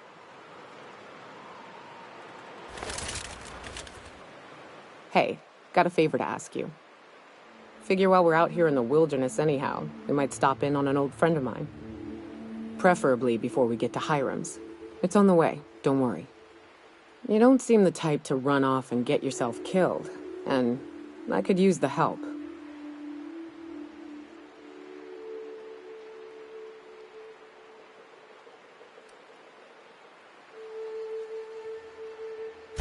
Well, we'll see about that. I'll be upfront with you. I hate asking for help. I hate it. Every time I give someone the opportunity to disappoint me, they seem to make it their most immediate goal. But this, what I'm thinking, it's dangerous.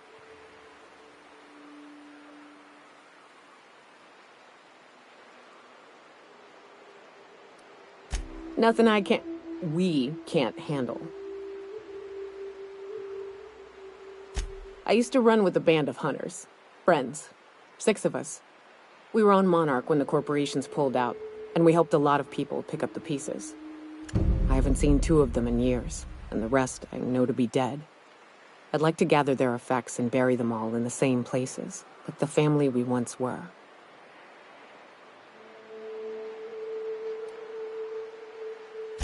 I saw it happen. Hell, one of them was in my arms at the time. His name was Hayes, and he's our first stop.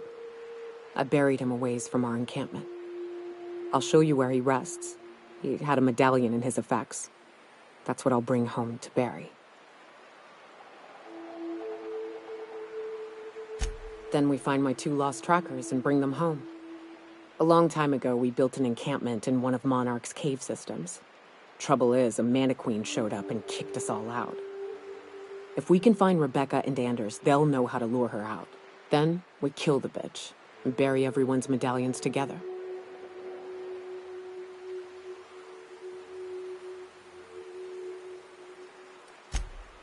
Oh, yes. I can't wait.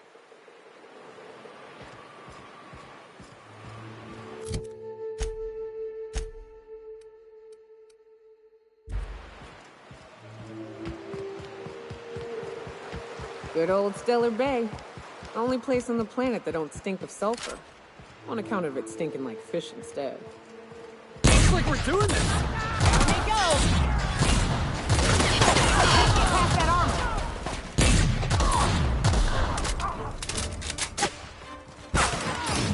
Everyone all right?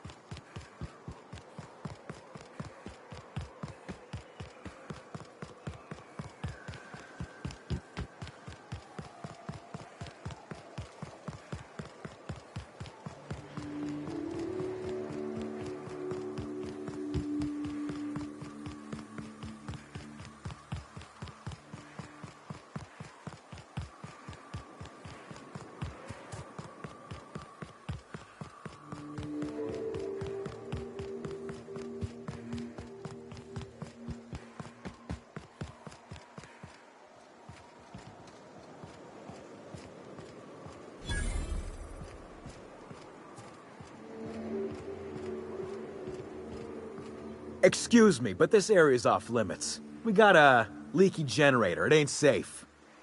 That's my nice way of telling you to sod off.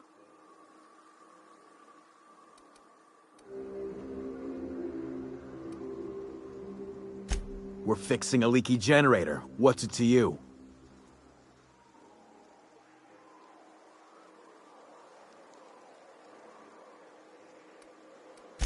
Right. Carlotta. Yeah, she's inside. We got first rights, though. Soon as we fix that generator, she's ours.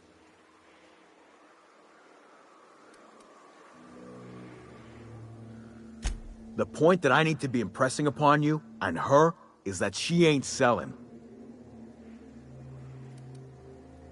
Watch out!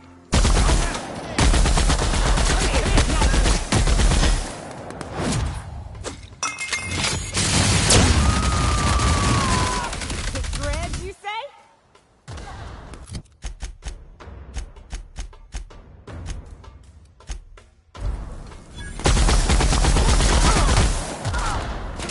You want some of this? All right.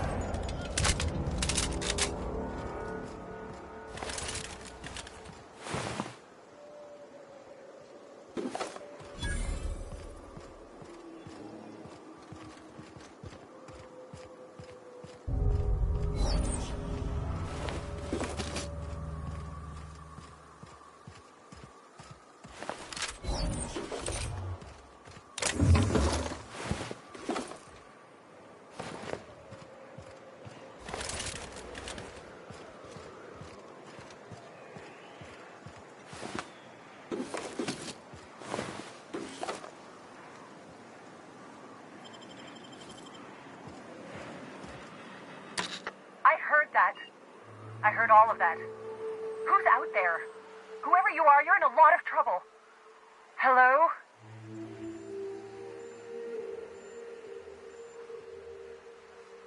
Relax. I've been cooped up in here for almost 2 days. Who are you, anyway? Oh, finally! Tell Graham that this is the last run I'm doing. Sanjar's declared a stop sale to you lot, but even if he hadn't, I'm not risking my neck anymore.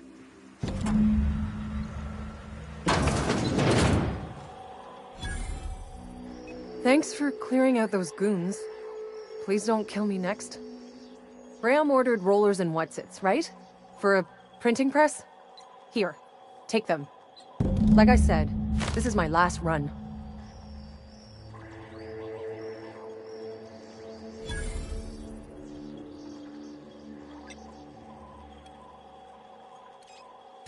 You'd have to ask him. All I know is that if I get caught, I'll get arrested.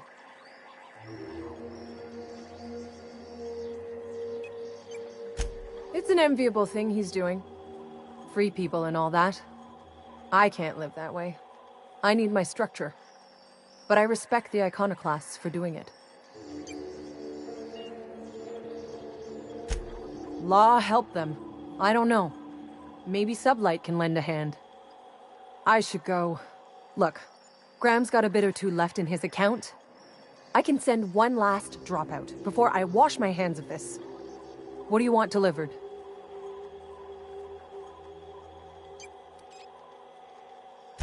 I always took that woman for the sensible type. Good on her. I'll send some along. Give them all my regards. And good luck out there. Don't go getting eaten.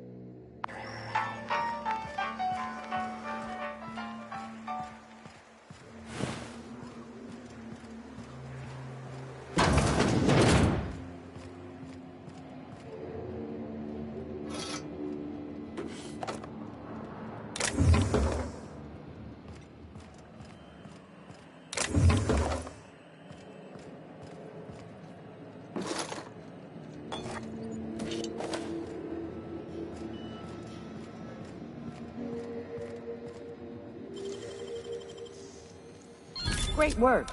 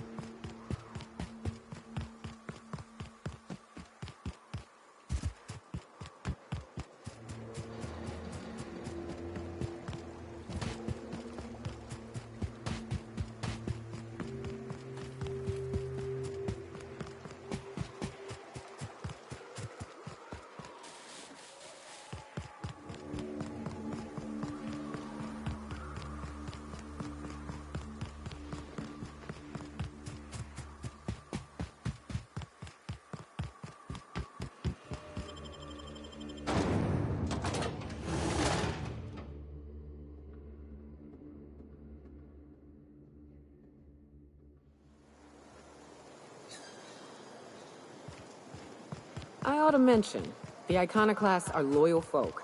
Treat them right, they'll do the same. Turn on them, they'll open fire without a second thought.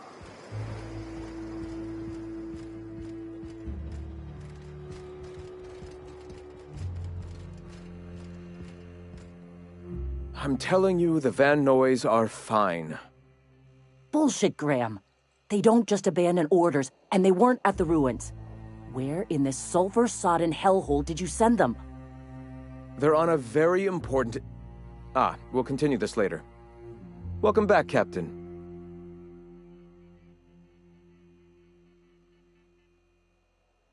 Thank the Eternal that someone's got some sense in their head. Carlotta usually schedules the next drop during the meeting. When's she coming?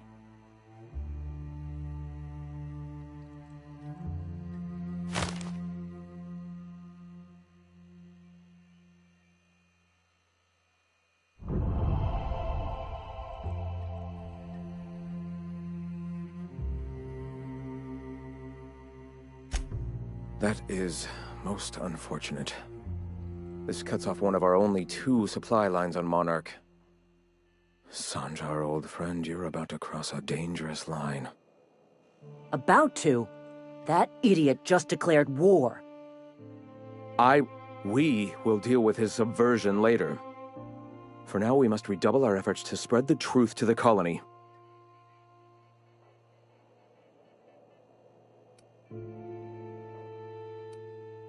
I've already sent a team ahead to scout the press, one of our best. Meet them there and find out if they've been successful. You sent the Van Noys there, didn't you?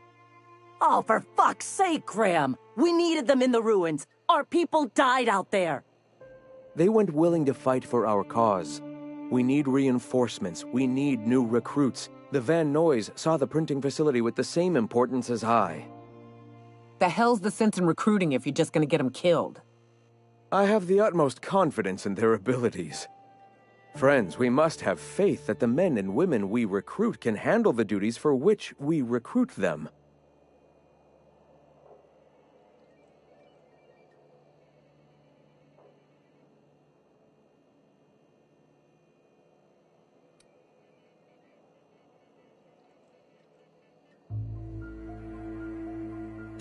Yes! You're damn right he could have.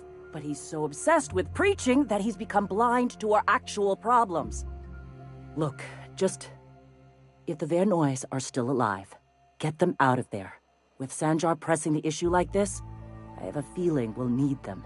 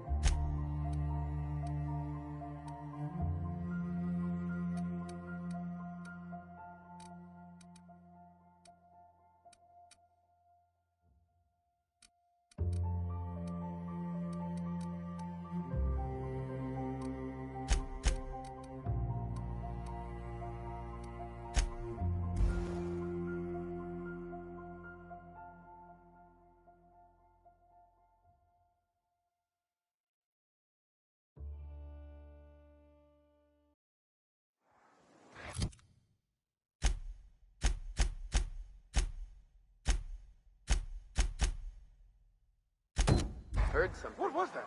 What was that?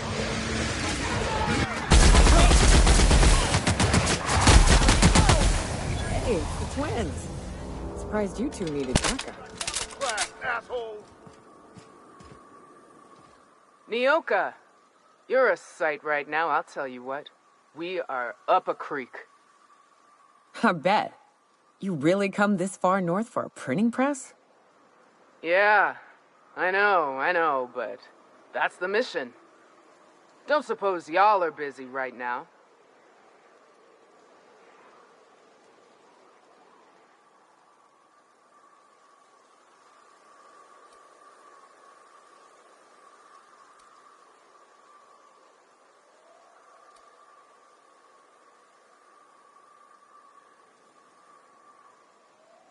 I appreciate the sentiment, stranger. But we can't leave without patching these guys up. Acker here is bleeding out and Jensen can't see straight. Our medic has got our trauma kit, but we got separated. We ain't seen him in a couple of hours. Yeah, on account of giving him the order. He's searching the old settlement to the north of the press.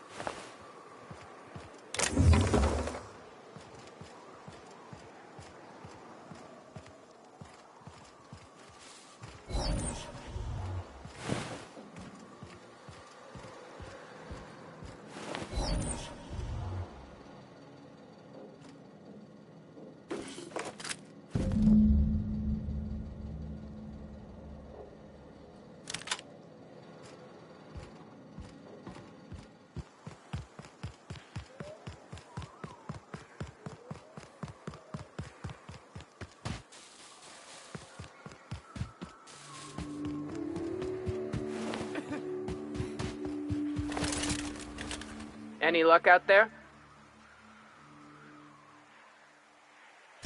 Oh, fuck. Well, that's better than nothing. Thanks. We'll head out as soon as we're patched up.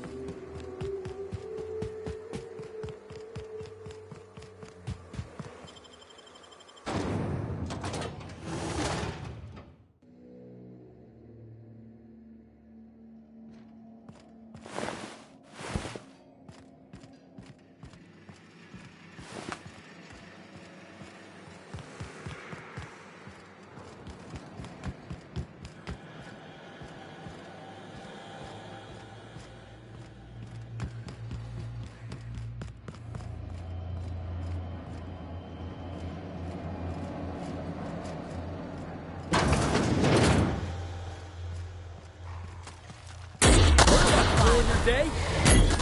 Don't mess with us.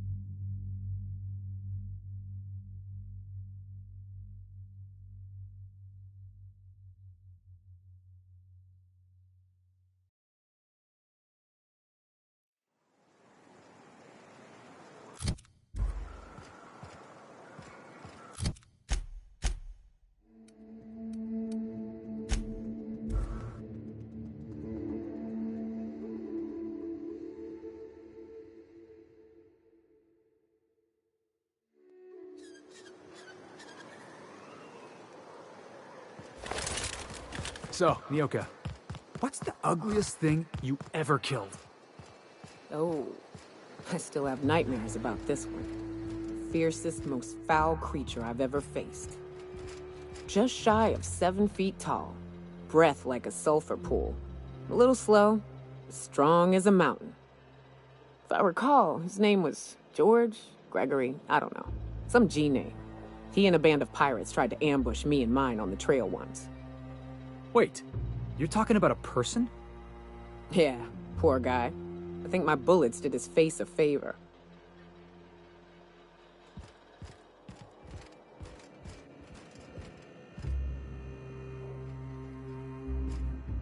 If you'll just listen... No, no more listening, no more preaching. We are losing people left and right. We need to act. Enough, Zora. I'm not putting the torch to innocent people. Do you want to bring the board's cruisers and gunships down on us? Captain, apologies, but our situation grows dire. Our people talk of foolish endeavors. What news do you bring?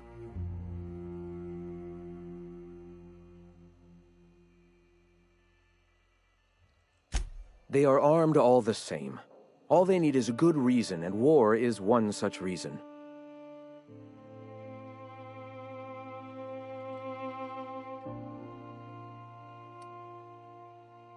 We're out of time. We need food and ammunition. We need to hit Stellar Bay while we still have the manpower to do it.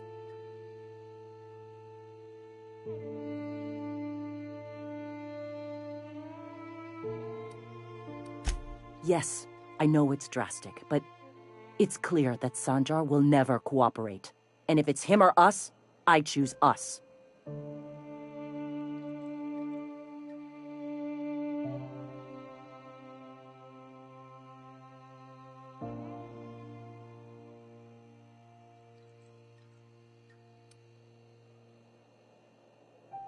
Doubtful.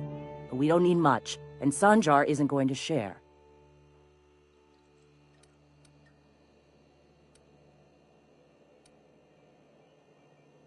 It is. We are desperate. We're starving. My people are dying left and right.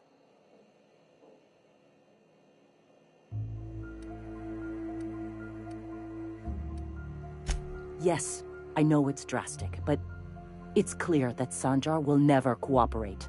And if it's him or us, I choose us.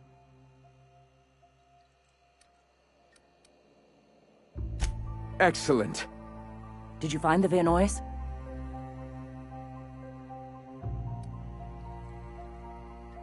Lucky indeed. Thank you. We're one step closer to bringing the truth to every man, woman, and child in Halcyon. This plan's brilliance is in its subtlety. For the time being, let us cease our activities on the tower, lest we bring premature attention upon us. I have much to do, articles to write, sermons to ponder. We live in such an exciting time. Let's talk later. Hey, I need to see to the wounded, but drop by the clinic when you can. I want a word.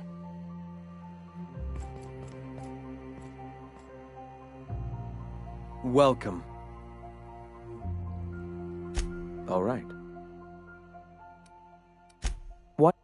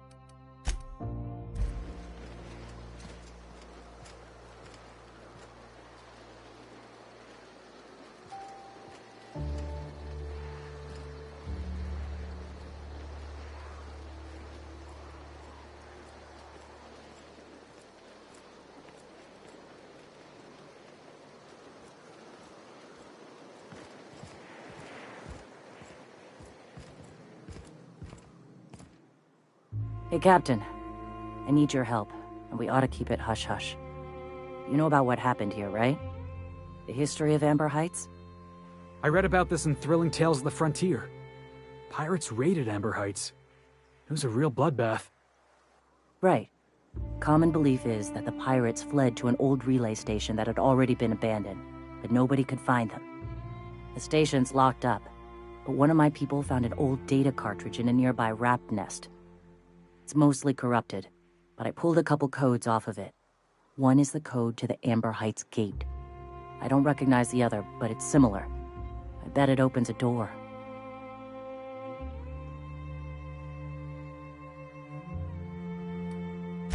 Right, the access codes to Amber Heights.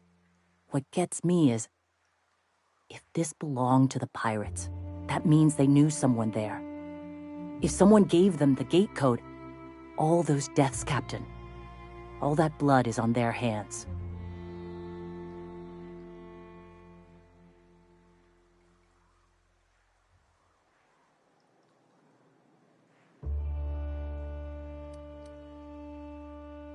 Graham isn't fond of talking about the history here.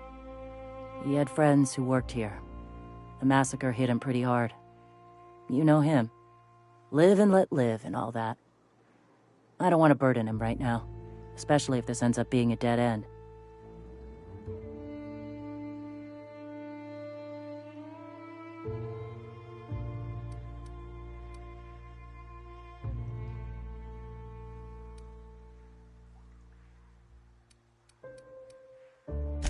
I know it's a long shot, but if we miss something there, if you can get into that station, maybe we can get some answers.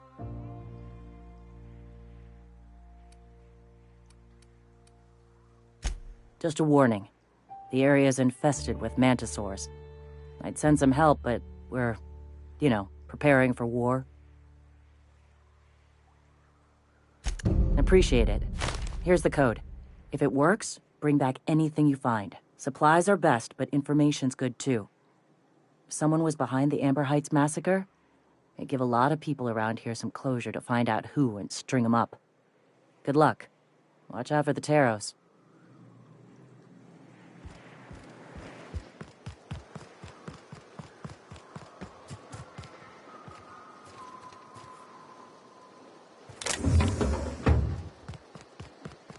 I hear you're into Graham's philosophist hogwash.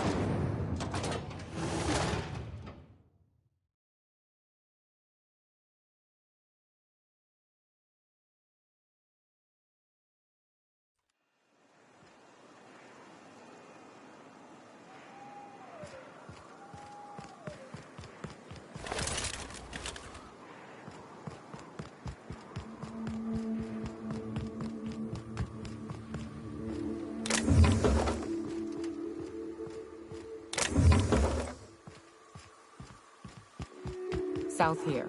Off the road and down this slope. We've got a decent trek ahead of us.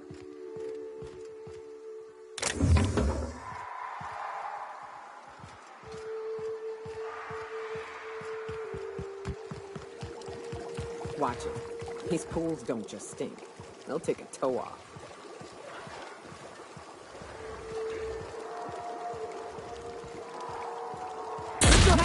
Down they go!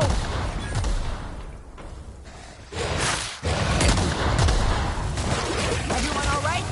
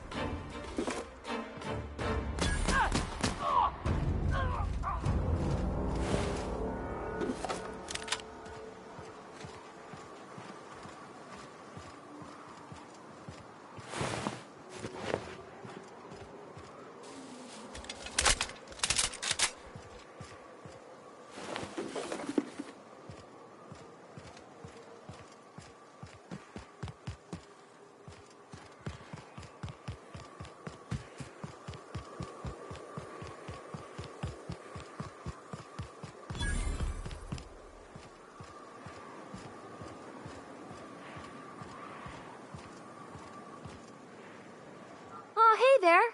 Thanks again for getting me away from those marauders.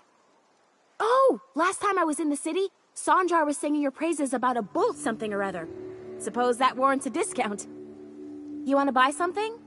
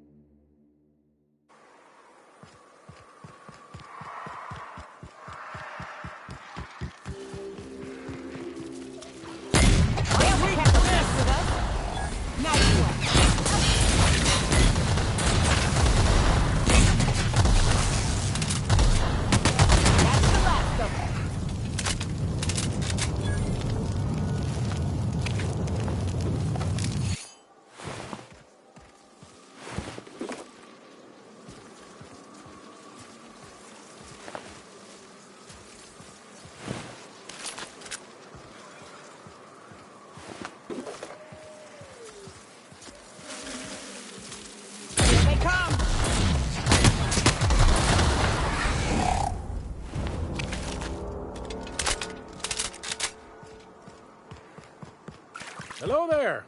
A word, if I may be so bold? Well now, here I thought those mantisaurs had peacefully exited the premises. But you're a simpler explanation. Thanks for the assistance. Name's Weston. Every once in a while I set up shop along these here roads. You find yourself in need of resupply, you come on by. Care to purchase a thing or two?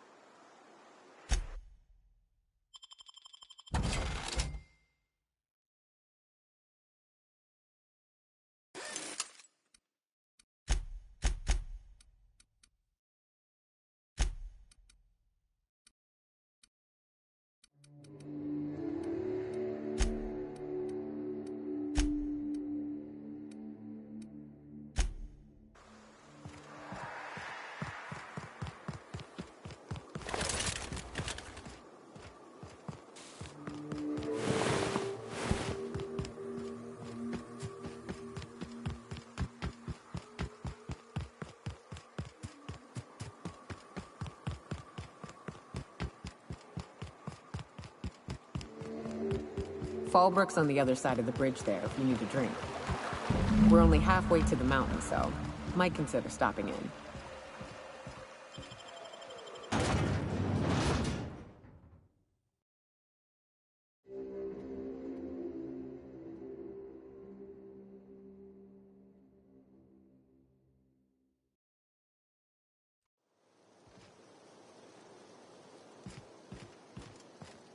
Trouble checking in? Or you might need directions to the amenities? If you're locked out of your cabin, a replacement key costs 50 bits.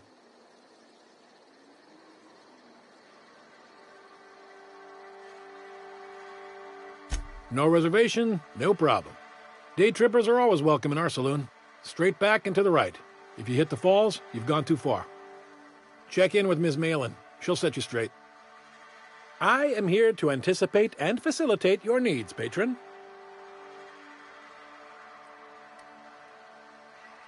Guess it's true. Fallbrook really is the best-kept secret in all of Monarch, excepting the Borst Factory's secret ingredient. We're a leisurely stopover for the more adventurous spacefaring traveler. Understand?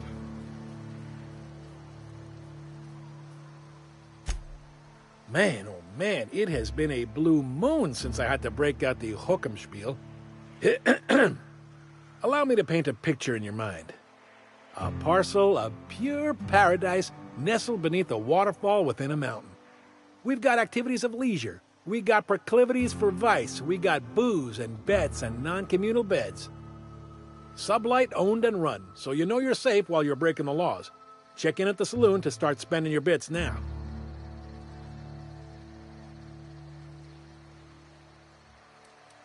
You're looking for Ms. Malin. On an errand for the boss lady? Oh, that sounds ominous. Yeah. Ms. Malin won't like that a whit.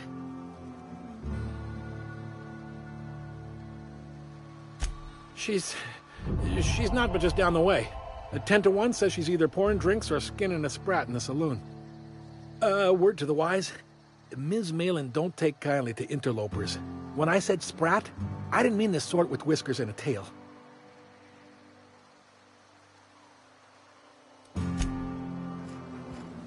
Time for a round of whist. Or a round of whiskey. Or both. We gotta make for the bar. Play a couple rounds, crack a couple heads. You know, socialize.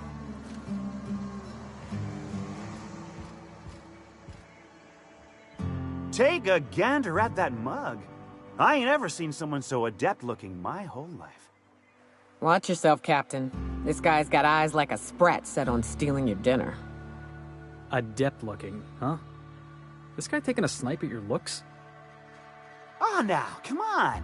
All I mean is, well, rather that, you don't seem like the usual pigeons we pluck. No offense, of course, if you are a Byzantium goldblood. Say, I'd like to do you a favor. Might I interest you in a surefire scheme? Wink, wink.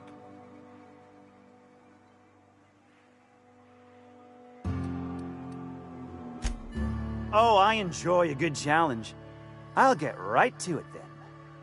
Pure and simple, it's like this. I run our drug delivery service. Recently, I had the genius idea to cut costs in half by swapping our autoloaders with faster, cheaper sprats.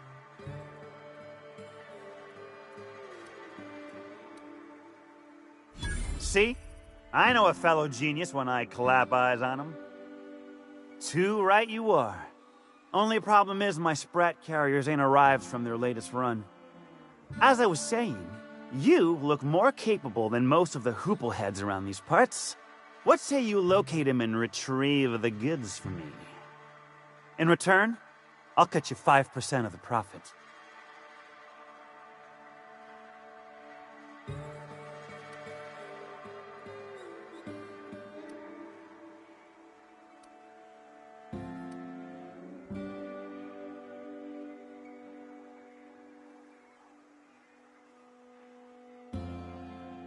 Hit me.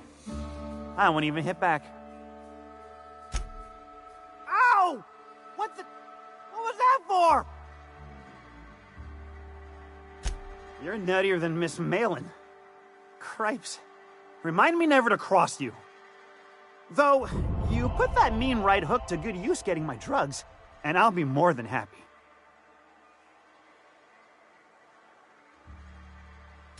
Wow. You're either an extremely important person, or slated for a slow and torturous death.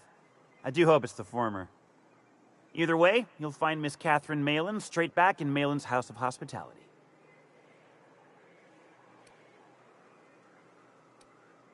Officially, I keep the books for Miss Malin, provide loans to the Byzantium Goldbloods for gaming, and oversee our drug-running operations.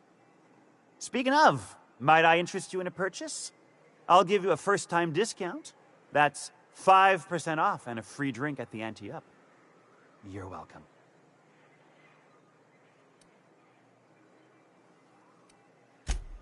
A shrewd decision. Here's your starter pack and your drink voucher.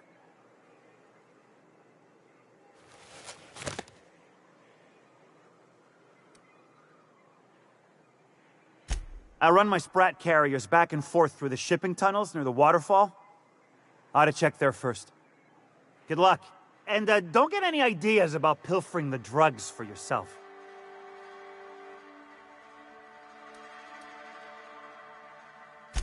Was that sarcasm? I'm going to assume it was not. If it's sarcasm, you've got to show it somehow, like with a wink. My sprat carriers scurry back and forth through the shipping tunnels. Any trail ought to start there. When you've got the goods, I'll be here.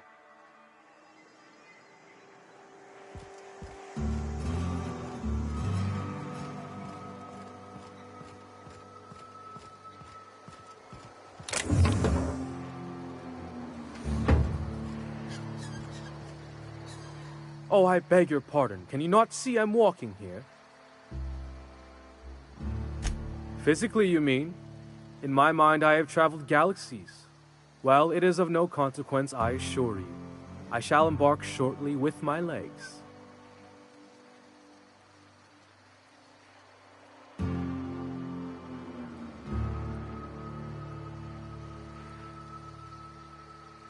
I'm not entirely decided. If I'm being honest, I think I'd fancy a visit to Tartarus, so long as it's under the shield of my fantastical imagination.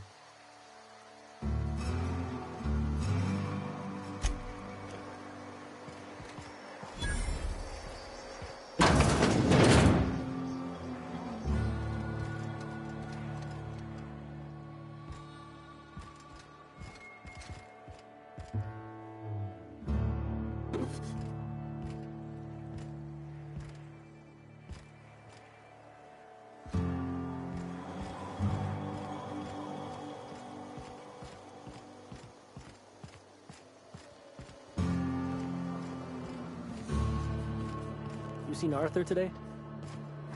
Nah, last time I... Stars, I can't remember. Days.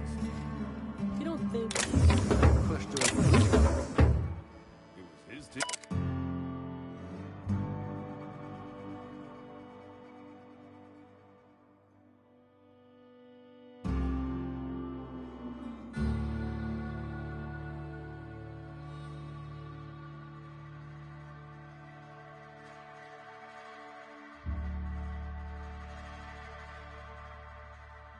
team running that drop? Sure puts things into perspective.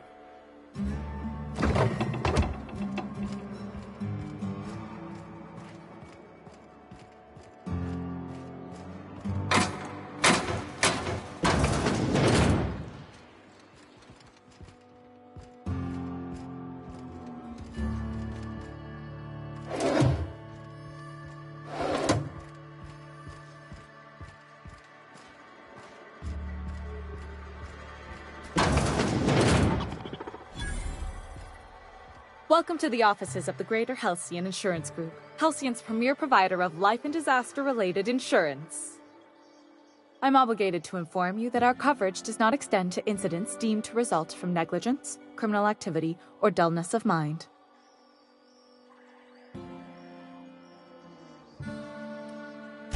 Some people, but no one in this office, I assure you, might call it stupidity. Hey, who's she calling stupid? So, what kind of insurance package can I interest you in? We're running a special on dismemberment policies. Buy one, get one half off.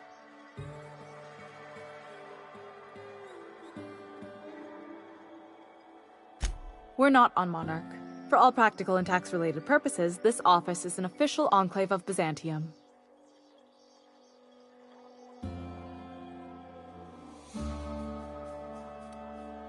Legally speaking, corporations are not allowed to operate on Monarch. But financially speaking, there are certain costs to running a business from within Byzantium's walls. So while our official address is in the city, and while our office here is technically an extension of that address, we found it more expedient to conduct our key operations here. So we can... what's the phrase? Pass savings to the consumer, of course.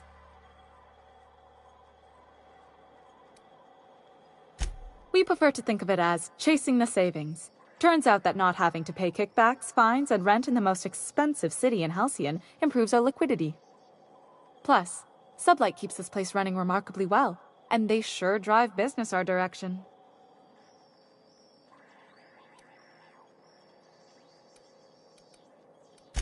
Plenty. As my boss likes to say, there's a policy for every situation and an exclusion for every policy. We've insured unusually expressive eyebrows, outrageous statements, disastrous marriages.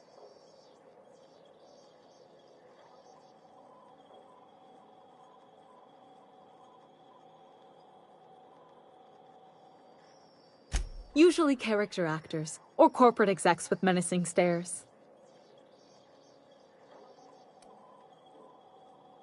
That policy is almost exclusively for our corporate clientele. In the unlikely event they make a claim about a product that turns out to be less than accurate, they need some kind of protection against the damage to their sales and reputation.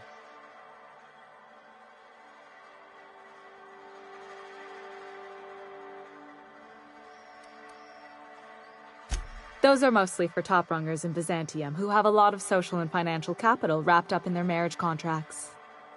There's one for your beloved eloping with your sibling, your beloved eloping with their sibling, scandalous rumors forcing you apart, the revelation of a secret love child. We try to cover every possible hazard to domestic bliss. One thing's for sure, you won't find better policy protection against sudden lunar implosions anywhere in Halcyon.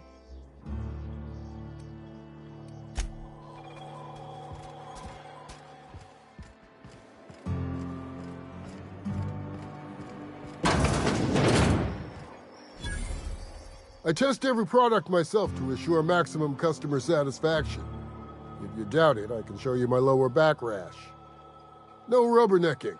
Make a buy or move on.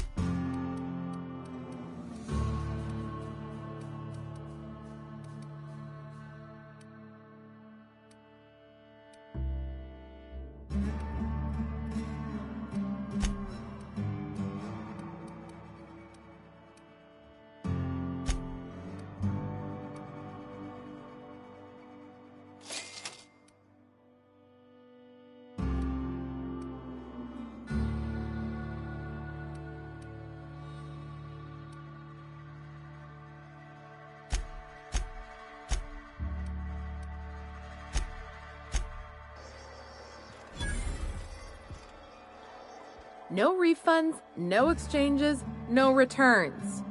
And no whining about it either. If you bloody it, you buy it. Store policy.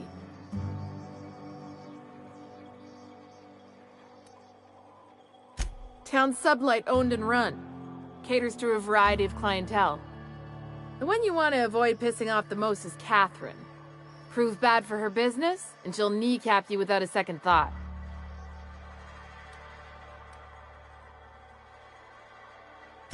Yeah, and? Do I look like the city planner?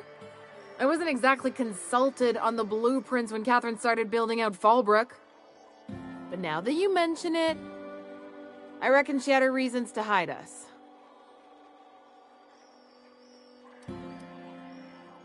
We got smugglers, outlaws, mavericks, and Byzantium socialites flying in and out of Fallbrook all the time. Why openly spit in the board's eye?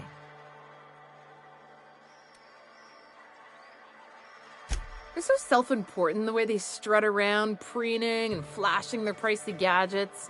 Makes for easy marks. Keeps our pockets lined with bits.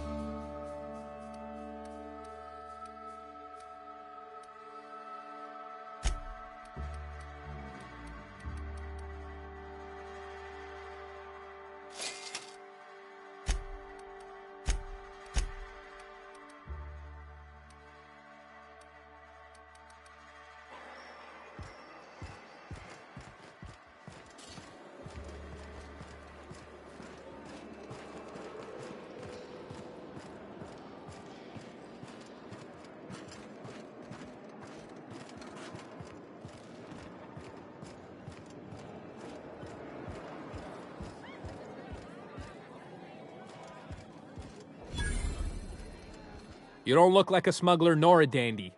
Catherine sent you back here? On second thought, it's best if I don't know.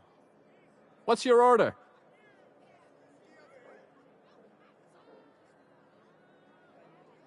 This is the ante up, all right, but we don't serve drinks. Hate to break it to you, but Nelson Mason's a con man. Try Yvonne upstairs if you're looking for a swill. No, I don't have any... Ugh. If it's only a drink you're after, the full bar's upstairs. This here's the ante up, where you place your bets. Tossball, autoloader races, card games, you name it. I ain't picky. And neither is Catherine. We'll both break your legs if you lose, then shirk on paying.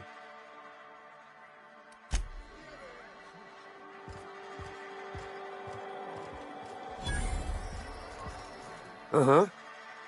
You blind, little bird? Or can you not see I'm busy? Why is it every sissy pig fucker who strolls into my town expects me to smile and shout awful friendly? Welcome to Fallbrook. Only nugget of paradise in this entire law-forsaken land. Like a void damn advert. I could listen to her talk for hours. Truthfully spoken, I do aim to properly represent my aforementioned nugget of paradise.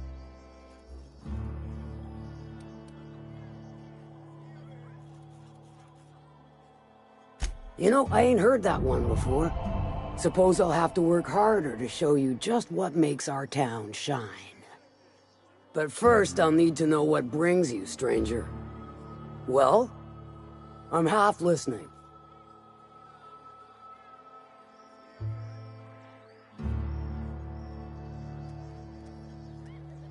Good of you to finally haul your ass over here. I wired for backup weeks ago. Got something that's gonna require special extraction from Cascadia.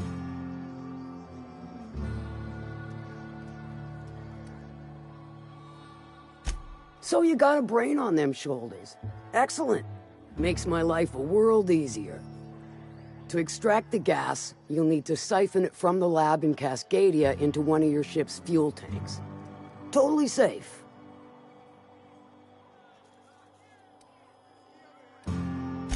Meaning safe for me and my crew, seeing as it ain't us undertaking the risk.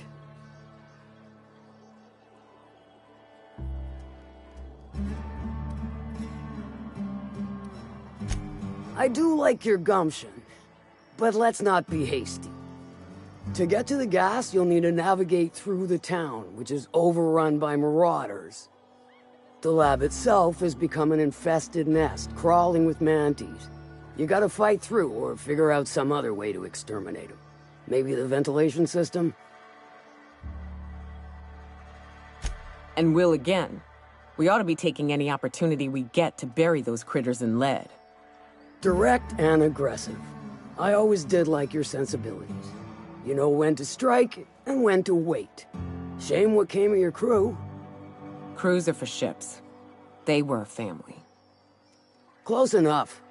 Now, after you clear the manti nest and reach the storage room, all that's left is to get the gas flowing into the fuel system. The task will require someone with technical skills. Or you could force it through with a plasma overload. Don't recommend that option, though, unless you want to get dead.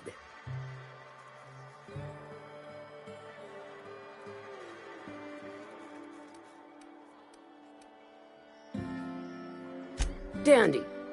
Did I mention the gas is of an extremely volatile nature?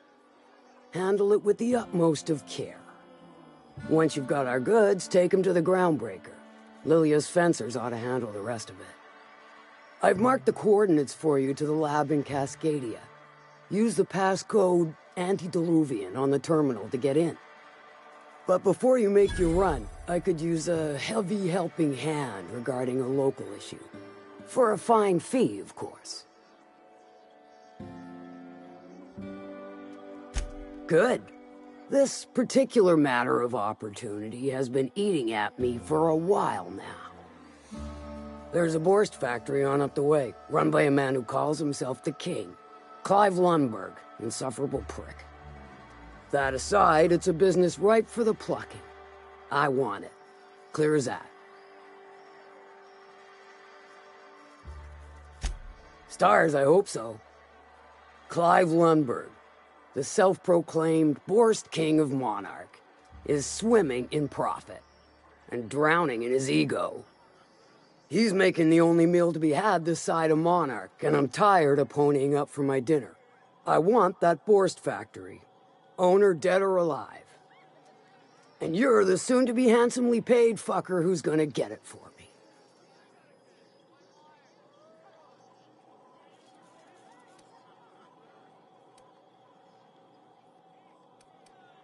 If you got brass knockers, you could shoot your way through the front gate. If you don't fancy getting shot to shit, you can try asking Duncan for a disguise. Might be another way in, assuming you're courageous enough to trek the sewers. Void if I know. Hit him where it hurts. In his gut or his production lines ought to make do.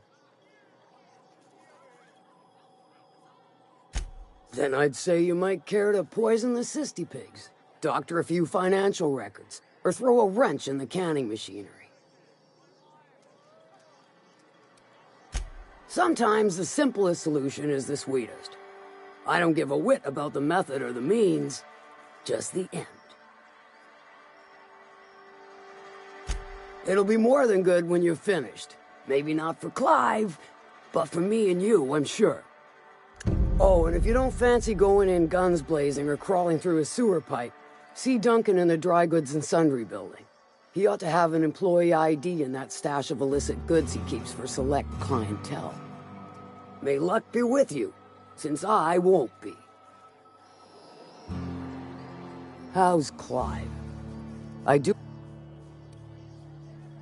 Sure. Might be I know something about it. Might be someone hired my crew to blind drop supplies on the Northern Bridge. Might be they sure as shit weren't pirates. Now that I consider it, I ain't heard from my delivery team in far too long. Find them for me, and I'll pay you handsomely. And I'll thank you kindly for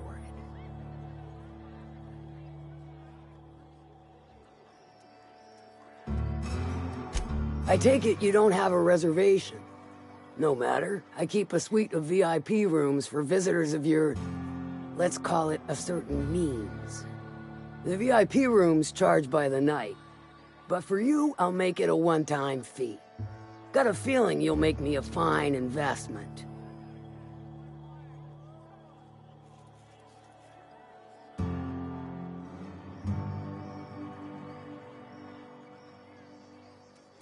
Marvelous. Do take care of the place.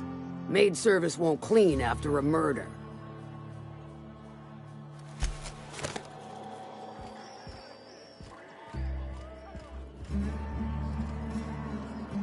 Ain't in the mood to chat. Catherine Malin could sour milk just by glaring at it. She's fine. Well, so long as you ain't on her bad side. Then she's liable to drown you in the waterfall.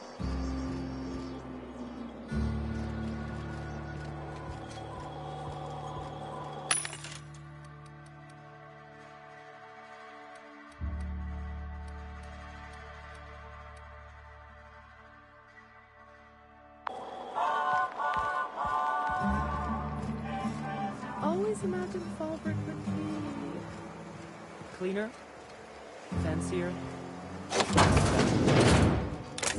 cheaper. 14-bit cost in the last 2 hours. That's because you've got a terrible tell. Whenever you're lying, your right eye goes in your hand.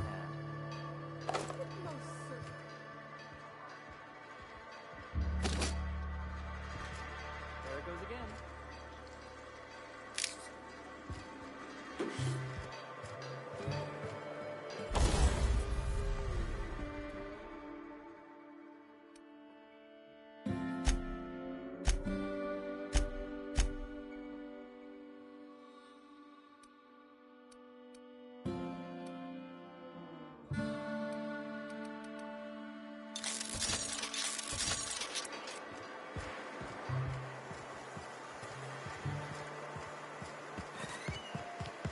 I saw this one episode of Terror on Monarch. Halsey and Helen went down that waterfall in a barrel.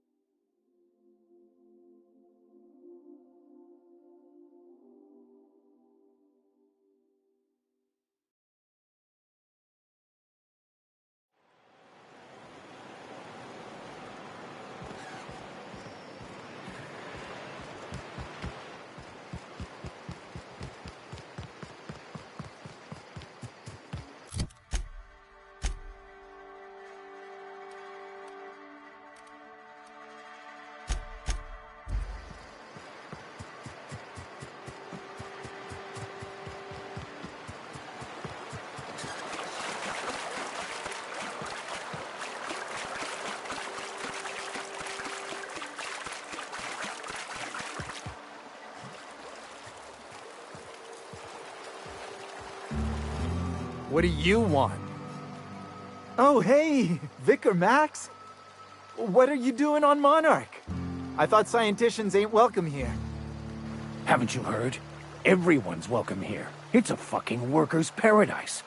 But you wouldn't know anything about that, would you? Never worked a day in your miserable life. You're just a parasite, living off my goodwill. Well, guess what? My goodwill's exhausted, along with my temper.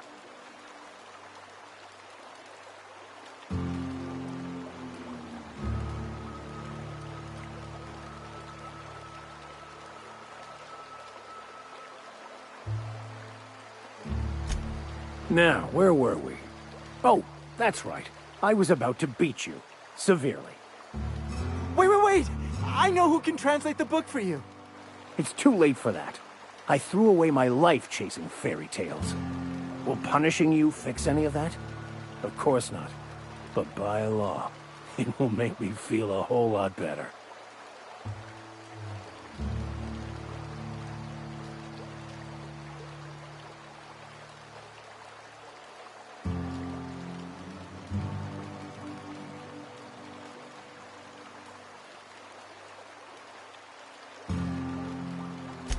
Forget it. This wretch will say anything to save his worthless life. Wait, stop! Please, just listen to me. It was stolen from some sort of expert on philosophism. Weird hermit lady on Scylla. My father used to deliver supplies to the mining outpost there.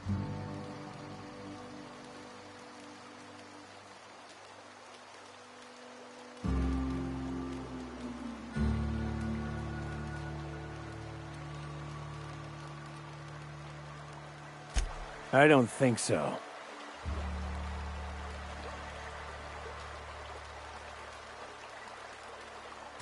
Fine. We've got more important things to do anyway.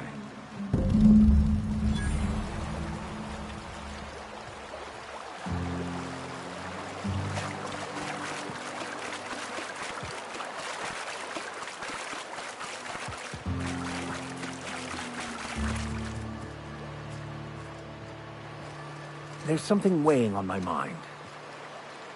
I want to thank you for talking some sense into me back there with Cheney.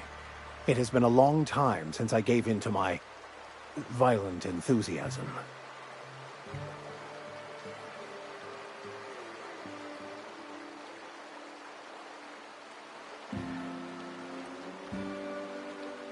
You're right. I owe you an apology. I've been so obsessed for so long. I couldn't see anything else. You offered me a place on your crew, friendship, and I used you to get to Cheney. And even then, you saved me from myself. I don't know if I could live with myself had I gone through with it. You owe me nothing, I know, but I'm begging your forgiveness.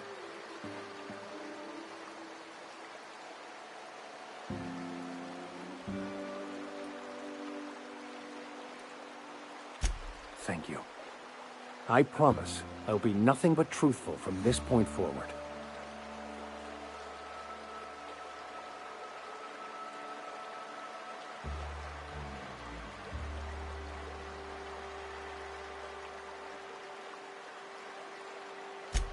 Oh, exactly as you'd imagine.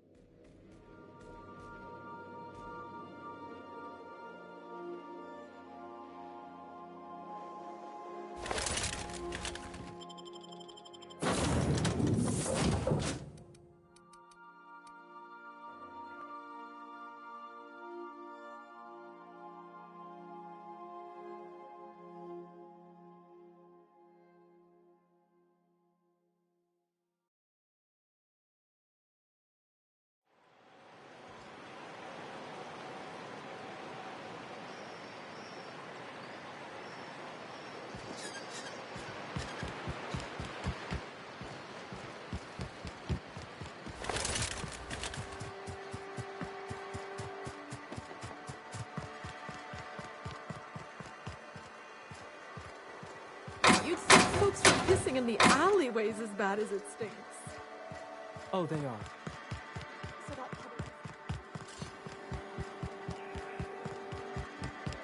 Hey, Cass. Knock, knock.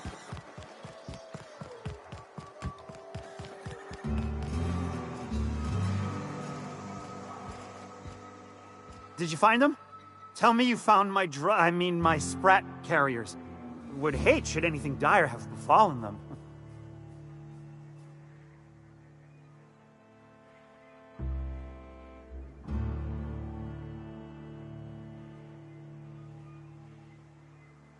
Just tell me straight and don't hold back. I can handle it.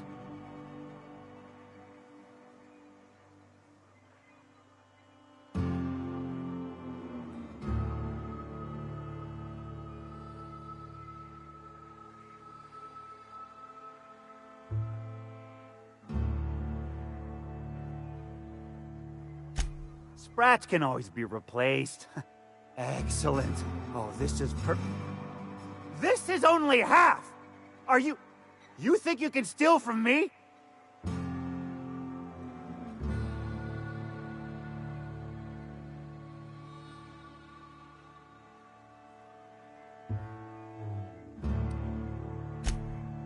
Ow!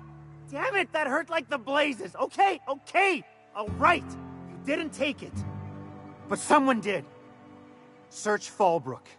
Either half the Sprats got loose on their own, or there'll be some evidence pointing to the soon-to-be-dead Snake who filched my carriers. You want your cut? You get me the rest of my drugs, no matter what it takes.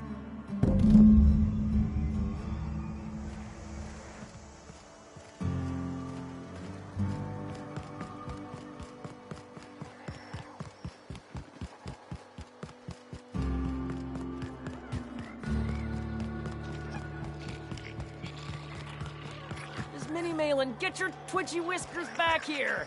Close the damn door. You'll let my Sprats out. Damn it all. Now look what you've done. It'll take me ages to round him up again. State your purpose, or get out of my face, domicile intruder.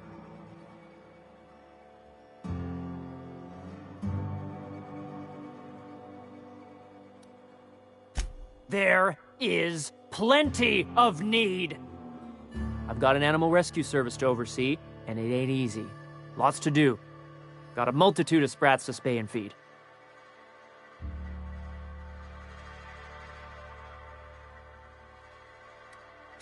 Day in, day out, they ran their little route, getting picked off along the way. What was I to do, turn a blind eye? Malin's an animal lover. She won't hold my actions against me. Look, I don't care if Nilsson sent you or not. You won't be hurting a hair on any of these Sprats' heads. I've killed vicious beasts for them. I ain't afraid to take on a human. Back out of this domicile, hands up, or become Sprat food, intruder.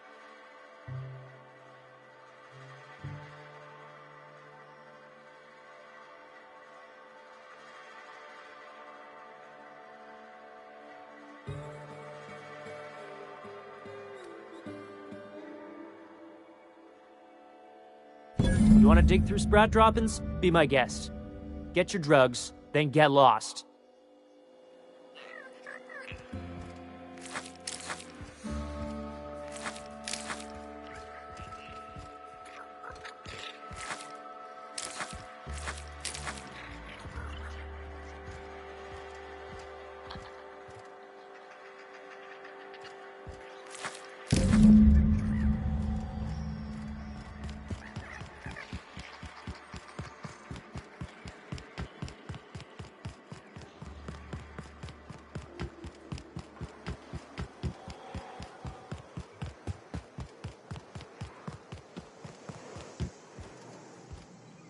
Got the goods?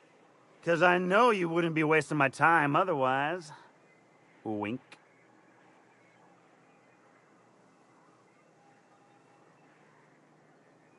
You do? I mean, you do!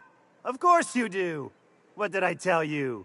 Sure-fire delivery system. Works almost every time.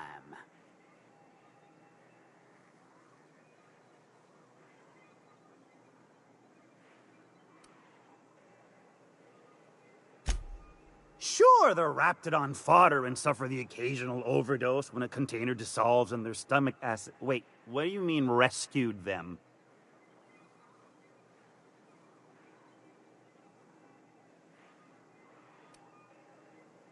Two guesses, I know exactly who. And where to find him. If Bertrand ain't already dead, he's about to be. I owe you for bringing this breach in security to my attention. As promised, your cut, plus a little extra to show my gratitude. Now, if there's nothing else you need from me, I must go inventory my goods.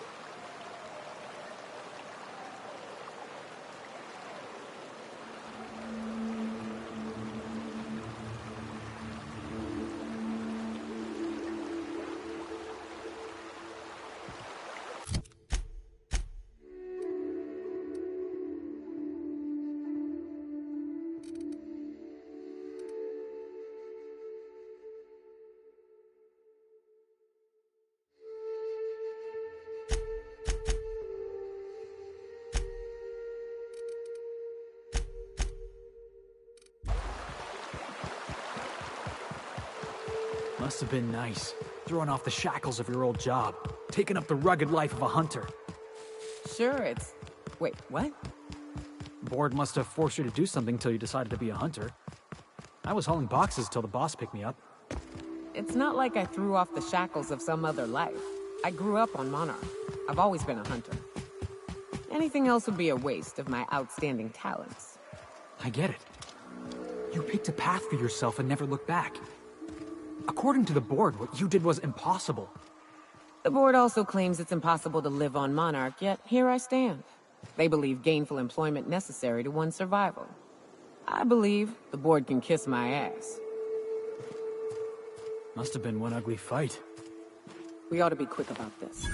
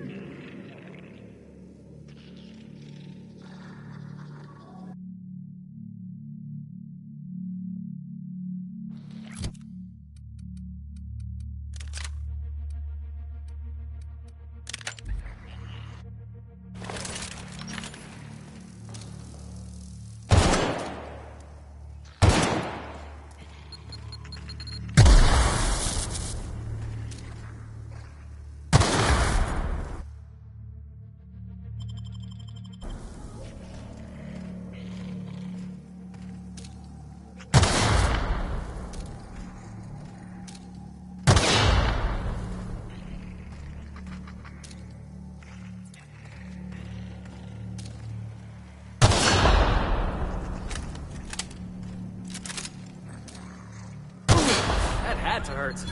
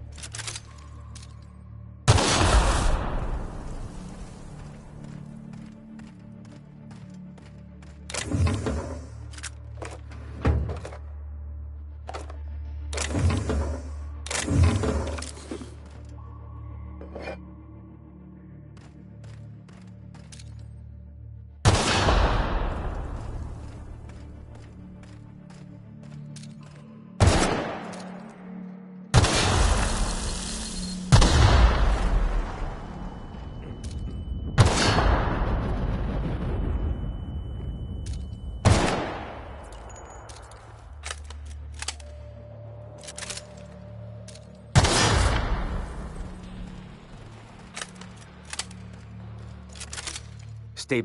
How'd you get past my traps anyway?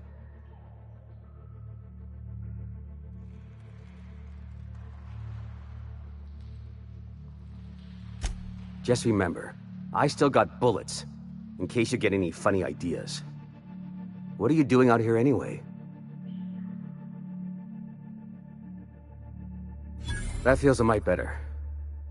Wish I had something to give you, but I gnawed through my last Spratwurst an hour ago.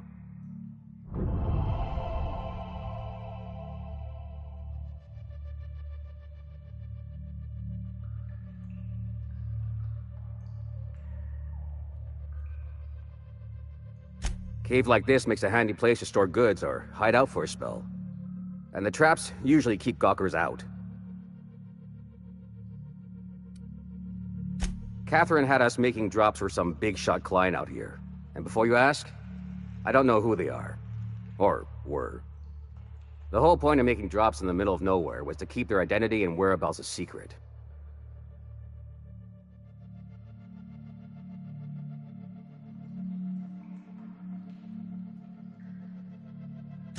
The Marauders knew we were coming. Rigged the bridge with explosives and everything. If they found us, my guess is they found the client too.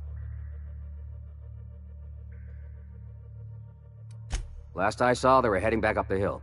You'll see it on the right when you get out of here. If you've got the sand to go after him, I'm sure Catherine can reward you for your trouble. Me? I'm headed back to Fallbrook, just as soon as I've caught my breath.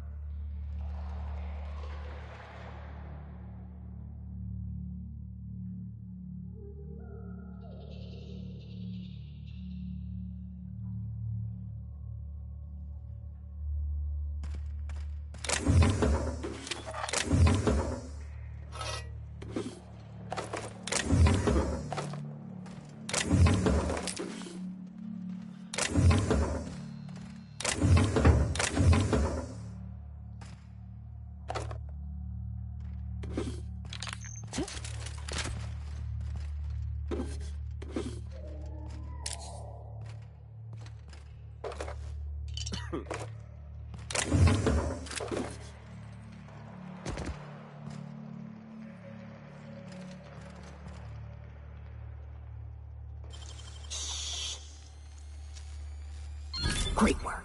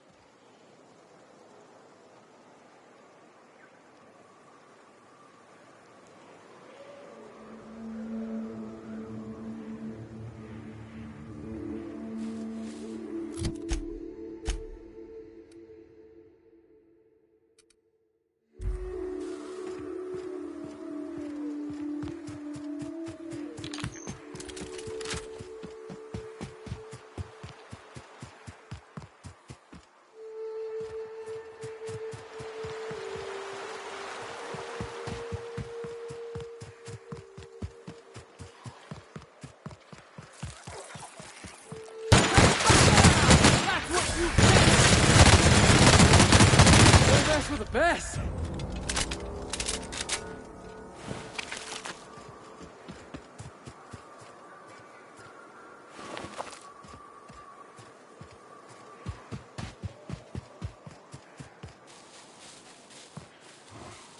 Please, you don't have to do this. Just let us down for... Look, I didn't mean what I said about your outfit. It's very fashionable. Somebody's blowing up a piece of Monarch. I want in.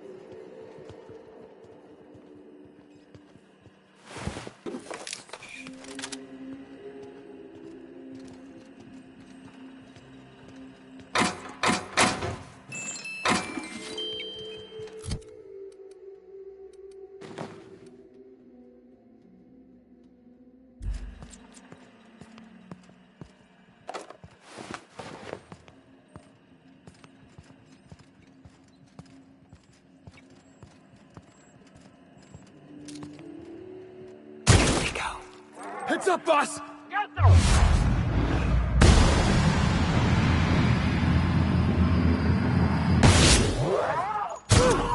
Who's next? Nobody? Yeah, that's what I thought.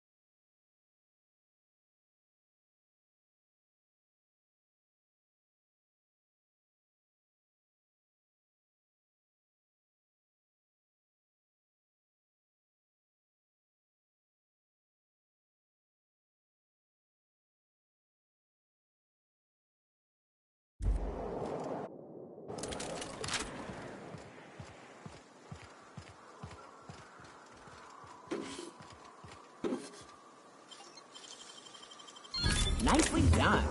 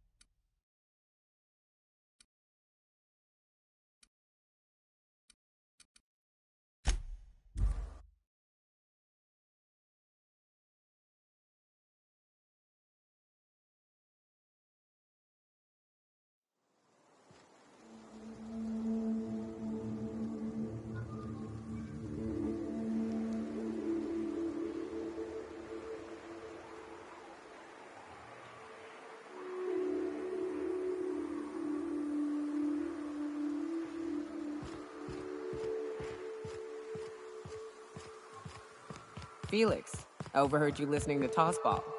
You a fan? Am I a fan, she asks.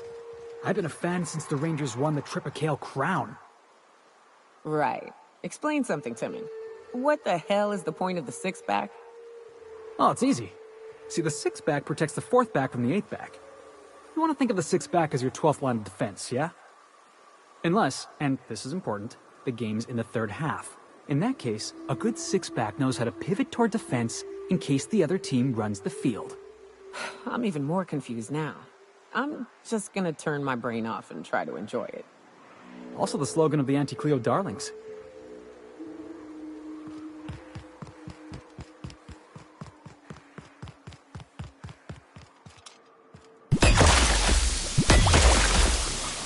Heads up!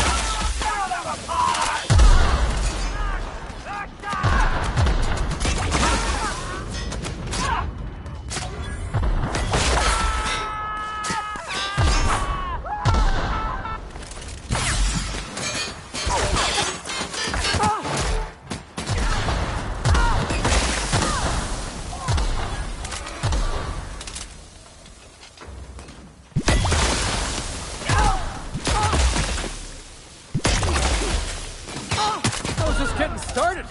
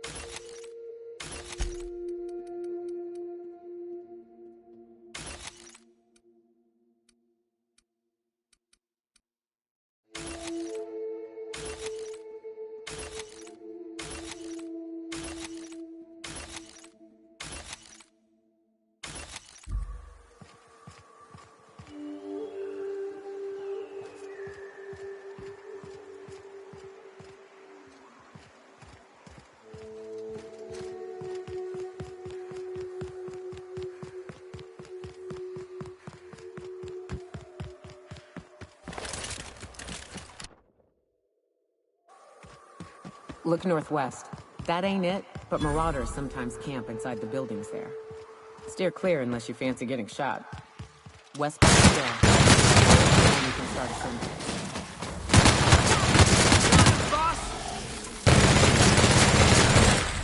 You're the best there ever was.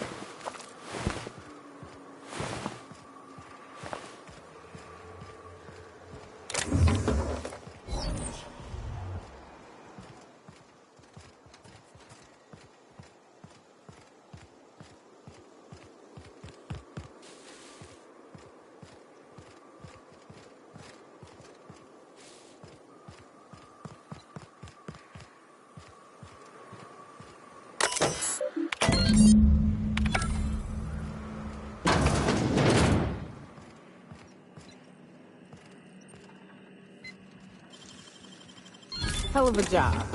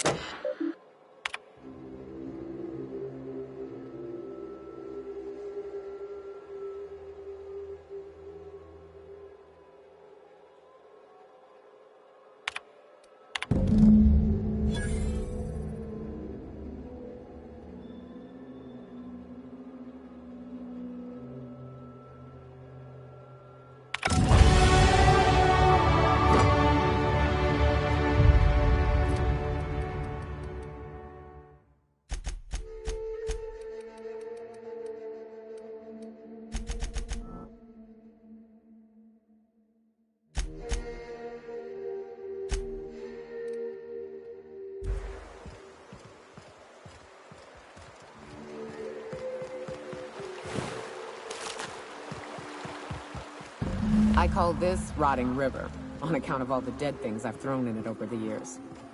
It'll take you into the Devil's Peak Caverns if you follow it under the bridge. That's one option. Others the slope up. If you're up for some fun, let's chat.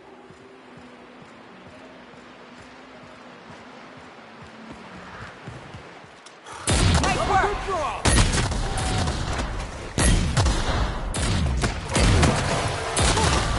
Score one for Felix.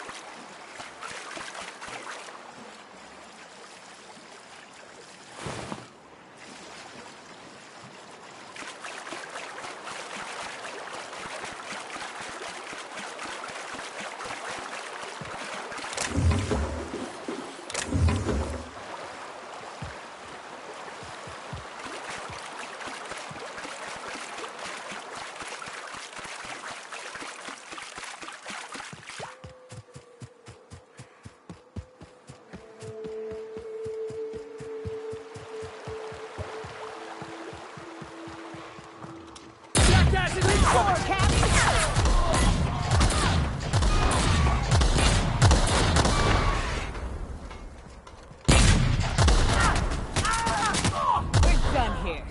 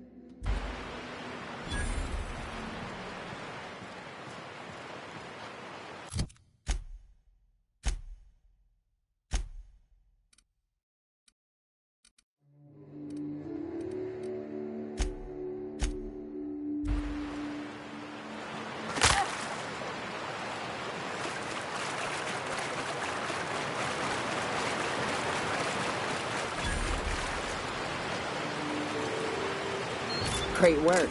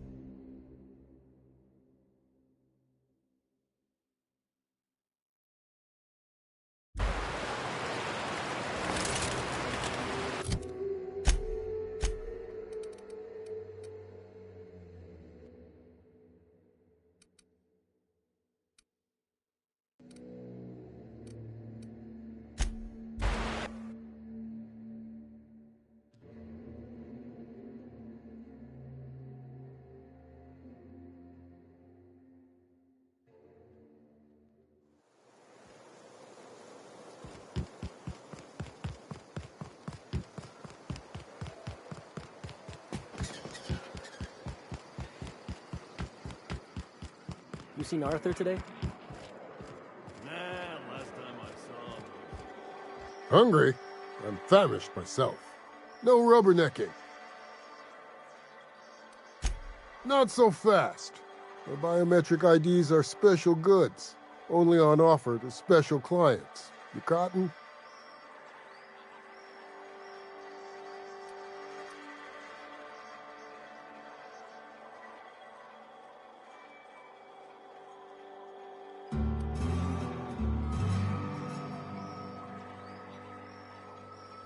Well, you do look like the honestly dishonest type, by which I mean my favorite customer. Give me a jiffy to break. I mean, calibrate the ID. This goes like that. Nope, not quite right. A bit to the left, mayhaps. That'll do it. For a CMP factory line worker, she sure is a beauty. Careful. I'm trusting you to guard this specialty good with your life. I mean it. Lose the ID and you don't get another. Also, you'll be off my list of unwholesome customers. Will that be all, or do you require something to say, scratch your itch?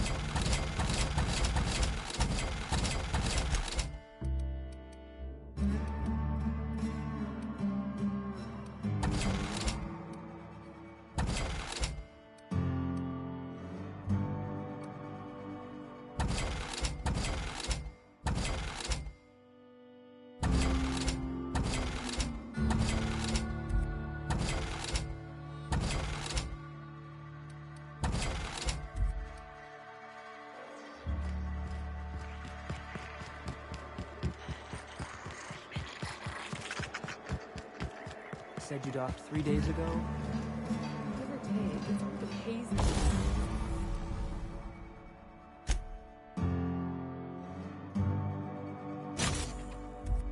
When I think back on it. So, was Fallbrook all you'd hoped for? Yes, no, maybe. It's no Byzantium.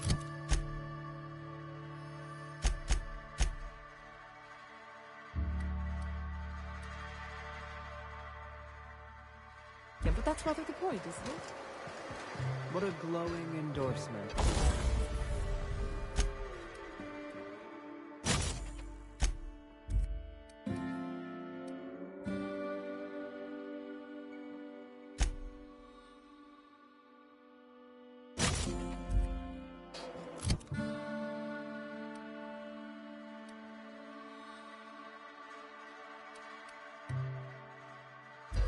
I slept for the first time in months, so I'll give it that.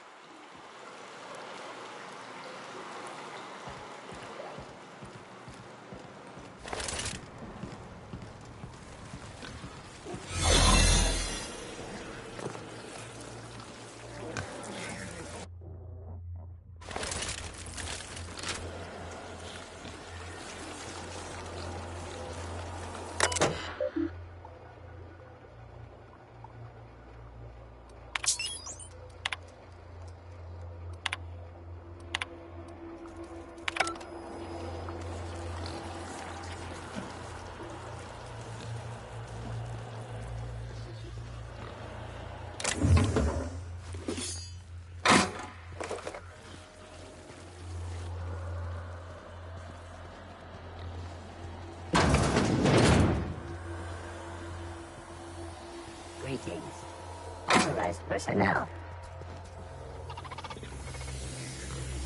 Error. Employee information not found.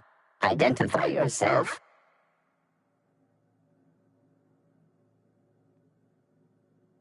Error. Transfer request not found. State your employer. Registered.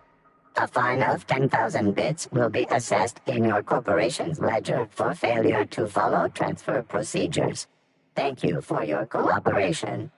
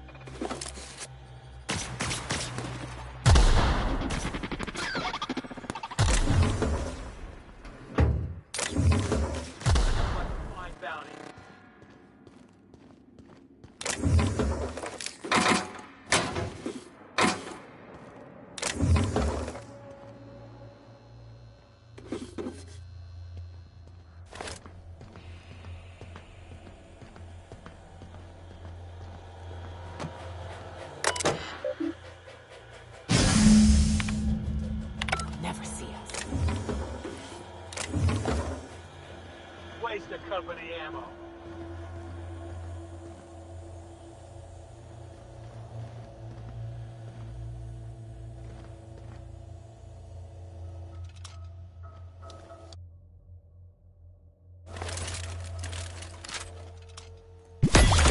For this! Score one for Felix.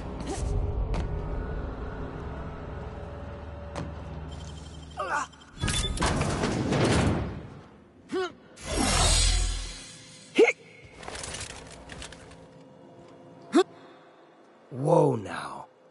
And just what do you figure you're doing up here? These are my private quarters, friend. I don't allow tours up here. I don't allow tours ever on deeper consideration.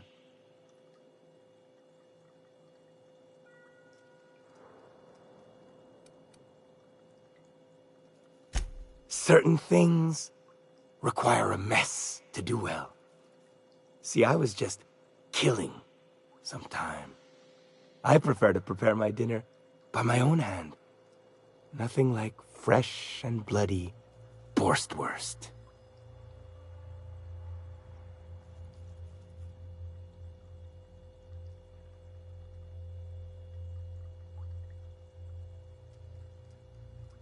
I do own a factory known for specializing in the canning of Borstwurst.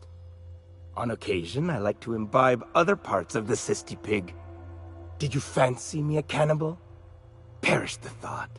No, I don't eat the bodies, I disappear. A joke, that last was. So, what can I do for you? My full attention is at your disposal. I'm not saying you shouldn't vex this guy, but if you do, it's been nice knowing you. While I approve of your associate's cautious nature, I still teeter on the verge of losing my patience. Let us move forward with the present proceedings.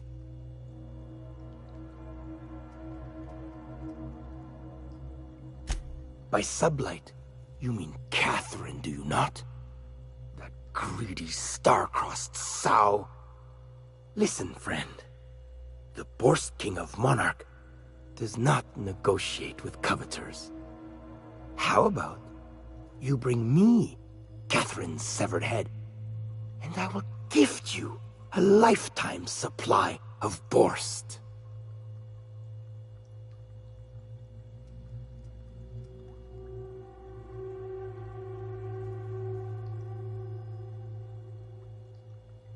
You desire that I should lower myself to Catherine's level of crassness and filth? I cannot fathom how that would cotton myself.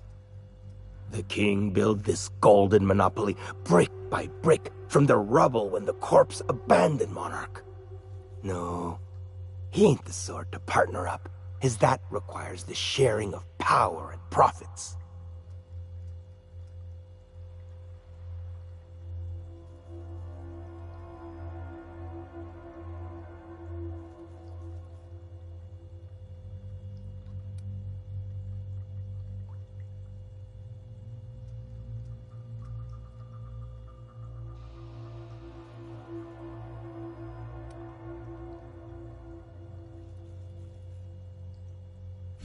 Think to blackmail me?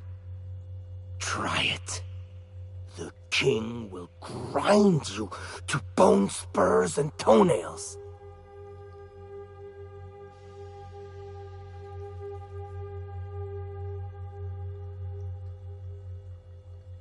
For true? You figure she will appreciate my skills? They did take me years to perfect. However, I remain unconvinced she could provide the means to make the association worth my while. If you ain't noticed, I'm doing swell, ruling this kingdom on my own.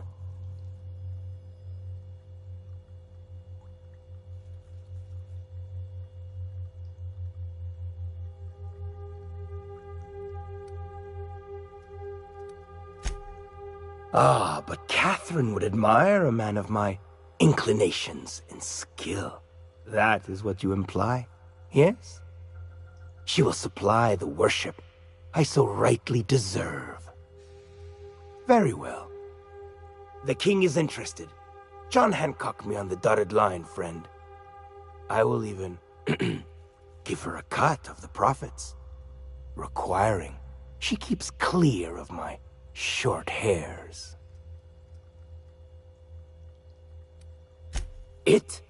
A fair and handsome deal is what it is. Tell Catherine she is permitted to dump the bodies each and every Tuesday, precisely at 3 a.m.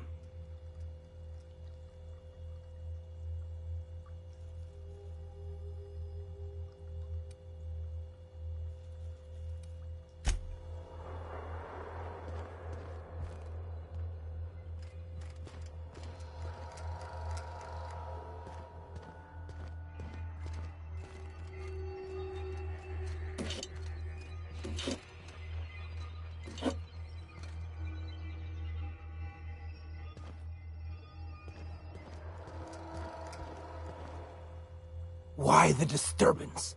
I've got bodies to dissipate. Reassign their work schedules. Speak up, friend. The Borst King is a busy man.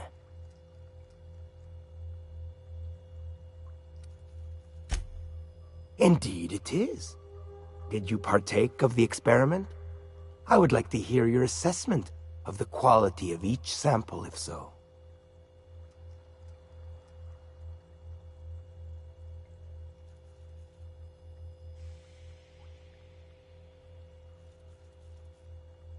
Don't wait so long, the meat rots. Then I won't be able to trust your answers.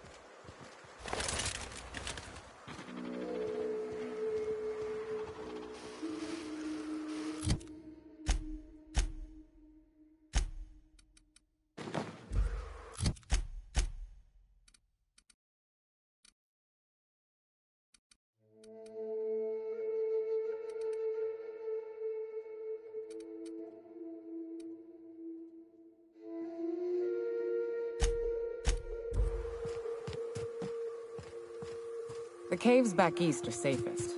We can head up this path if you want to shoot your way through a few nightmares on your way up. Looks like we're doing this!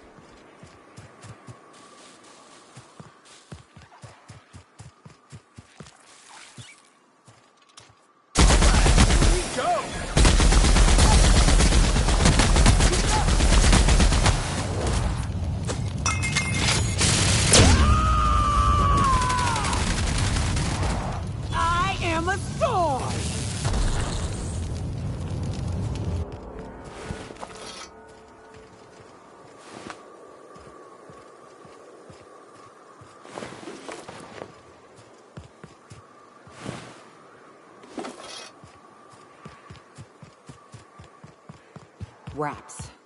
Let's clear the sulfur-sodden fucks out so Hayes can rest in peace.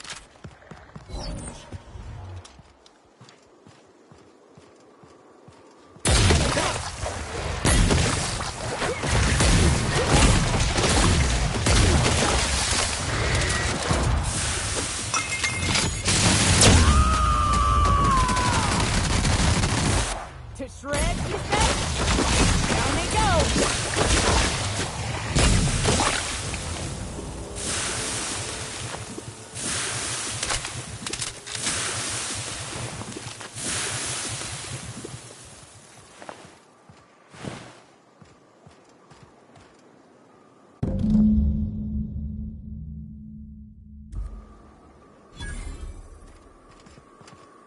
Hayes was the best self-sacrificing son of a saint I ever met.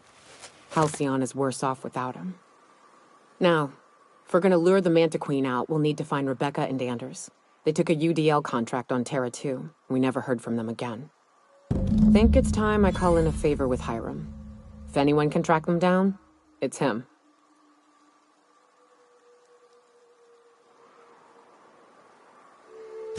I don't know much about it. It paid well, so they took it. They said they'd be back in a couple of weeks and that maybe we could all use the money to get off Monarch. That was a long time ago.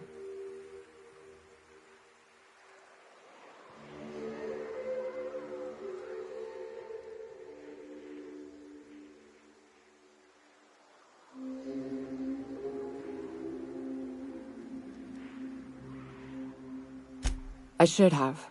I really should have. But soon after they left, Hayes and the others died. And to be honest, after him, I stopped trying. Because it hurt like hell to do so.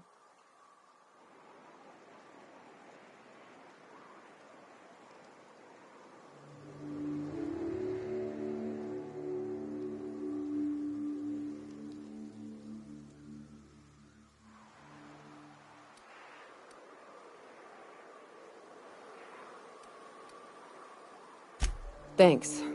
I'm still not convinced I won't come to regret it, but we've started down this path. Might as well see it through. Maybe it'll stop me screaming at night. Now come on, let's make tracks before Hiram dies of old age.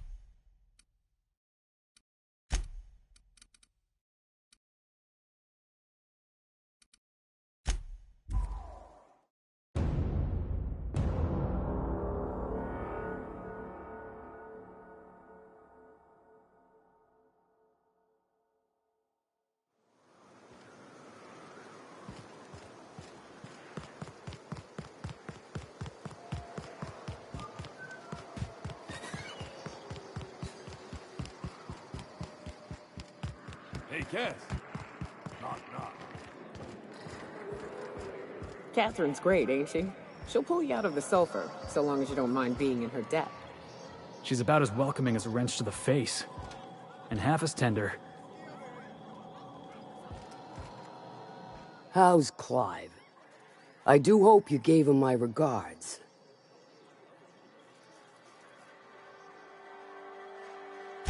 Oh, this ought to be good. What does he mean to offer in exchange for his no-account life? True enough, I got bodies piling up, drawing attention where they ought not to be. But if I take the factory, I don't need Clive to dispense of my messes. Can appoint someone to handle it myself.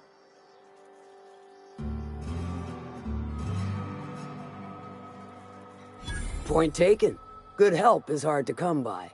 Plus, Clive doesn't seem the type to upchuck his Borst during dismemberment. Still, you're asking me to walk away from easy money. So are a lot of things in life. And your point is?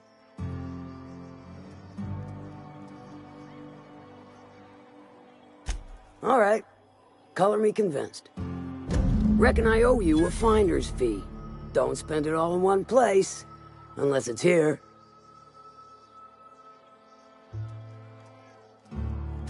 I'll presume you mean Arthur. The one you sent scurrying back like a sprat with his tail cut off? Reckon I'm happy he's alive. I'd be happier if the marauders who botched my drop were dead.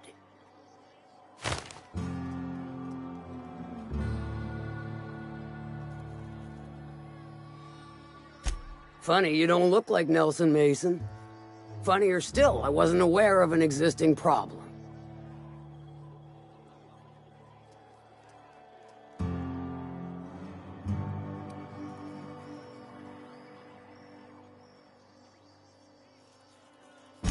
I'll get the full report from Nelson, and his head on an iron spike, as needed. His schemes rarely pan out, and I'm reaching the end of my benevolent understanding. This latest one... Let me guess, it involved blood and guts and fur in places that don't merit mention. Well, you got my begrudging gratitude for cleaning the mess.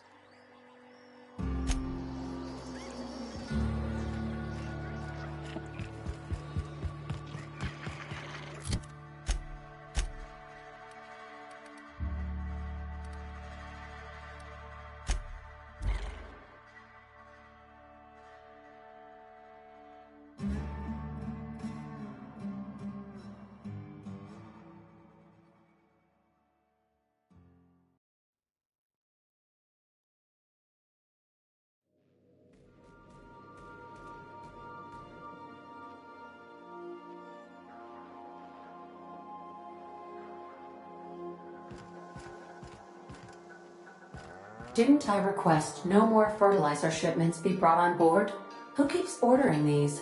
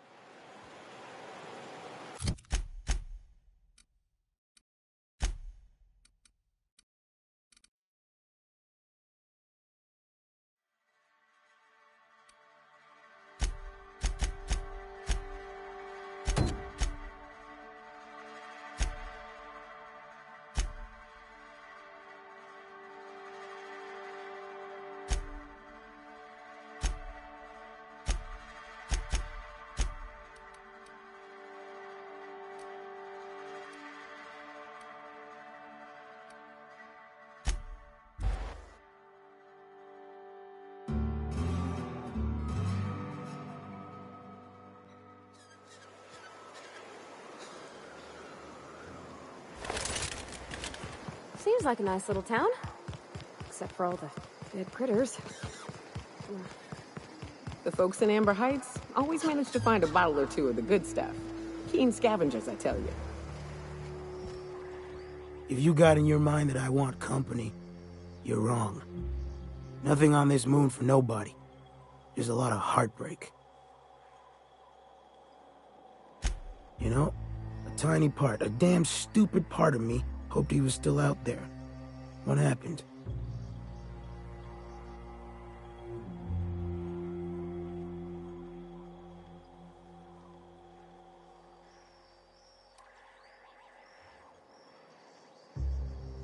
Damn. Well, you find our box of memories?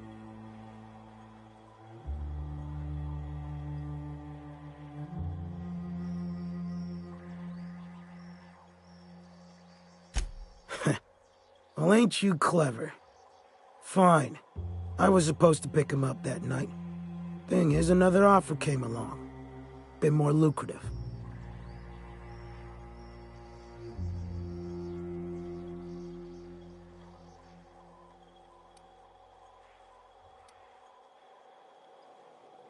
Surely ain't. But it'll buy me some better ones. Look, I like your gumption. I was gonna share the bits, but here's a couple extra. Now go on. Leave an old man to his past.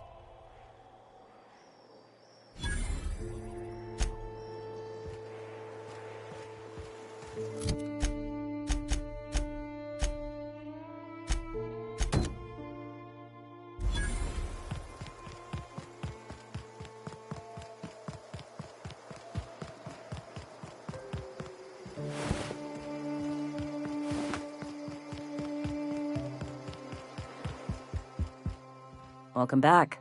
You find anything out there? Let's see. These are old. Looks like correspondences between the pirates. Some bits here, some there, some... Wait. This one's got the Amber Heights gate code on it. Just like the one I found earlier. And here's... a letter. Wait, this is from Graham. Oh, of all the... Captain. He gave them the gate codes.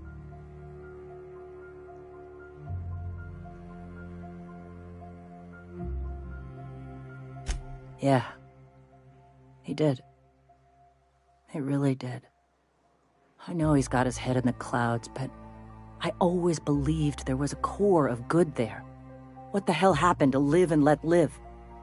Thank you for bringing this back, but I need some time. I gotta think. I'll let you know if I figure something out.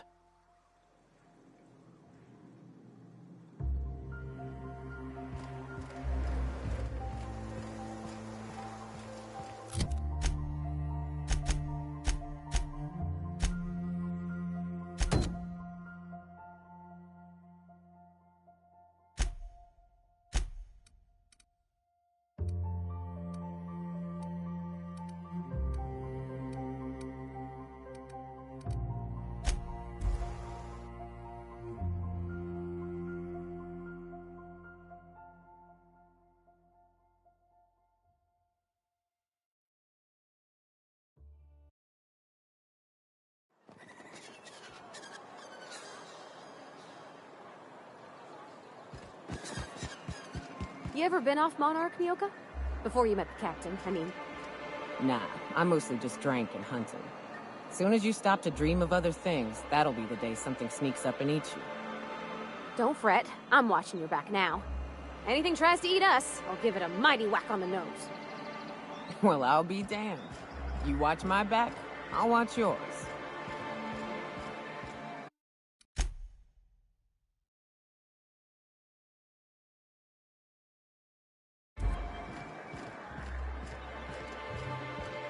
Be careful with your new friends in Amber Heights. They're not the most reliable types. Anyway, what can I do for you?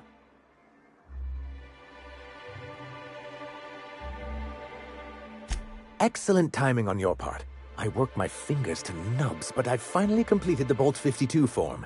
I dare say it will be my second greatest achievement after the Reformations. You're getting ahead of yourself again. So I am. Do you have this cartridge?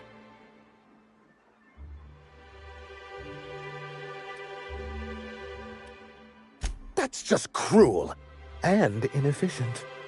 I'm working on a plan to reorganize the board. Slowly, peacefully, and with meticulous documentation. What's gonna happen to the people here when the board figures out what you're doing? Well, by that point, my hope is that we'll be on the board once more. Maybe I'm worrying too much, but it seems the folks here get plans made for them an awful lot.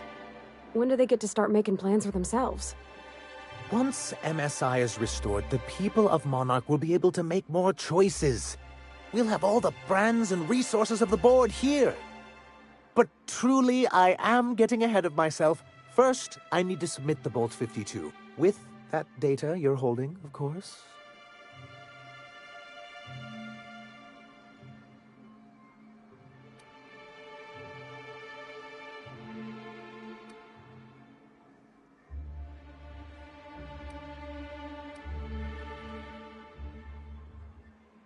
I knew there was something going on. This is exactly the proof we need. The board will have to welcome us back now. I'll transmit this data along with the completed Bolt 52 right away. After that, we'll sit back and quietly wait for the board to respond. That means no more broadcasts from us.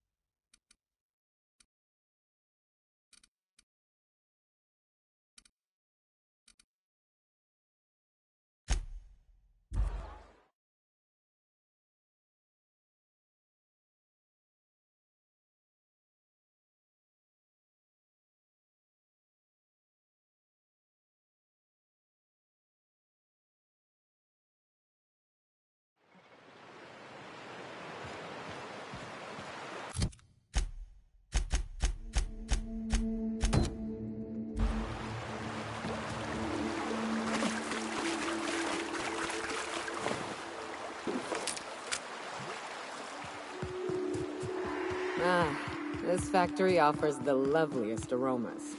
Like if you cook borscht over a sulfur pit.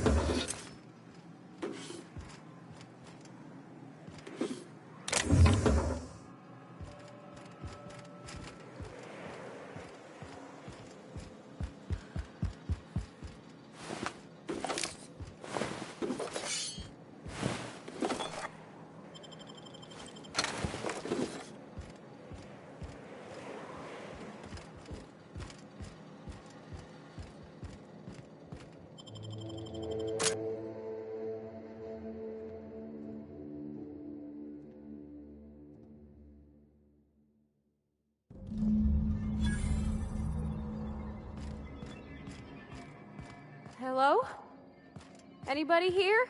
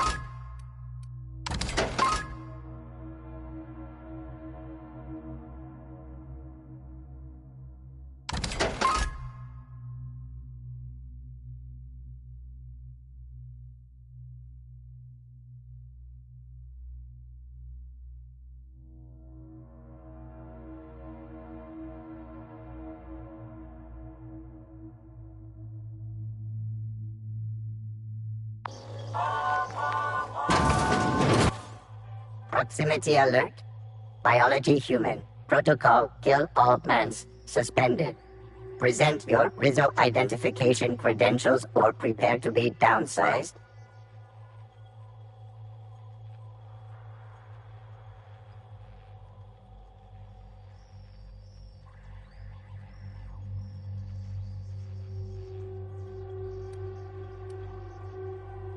Attempting to disengage security protocols without proper authorization is a fireable offense. Priming weapons.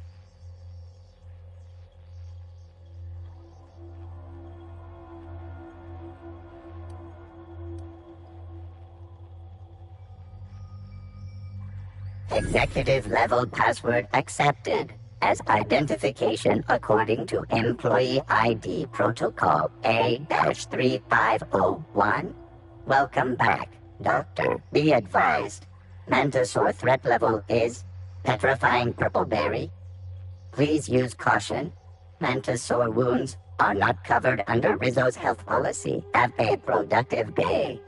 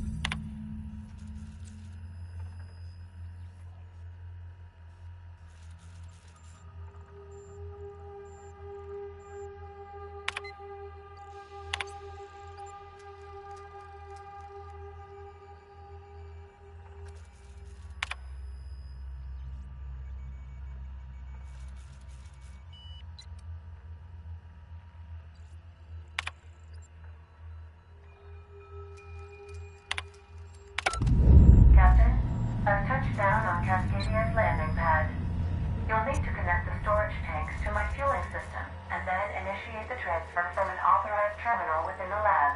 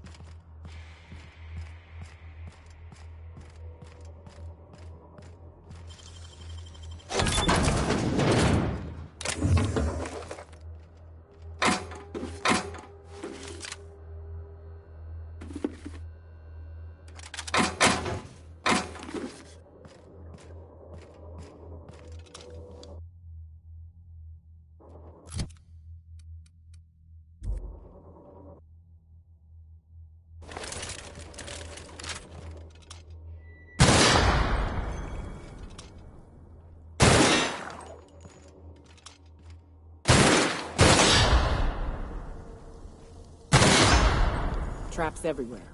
Watch it.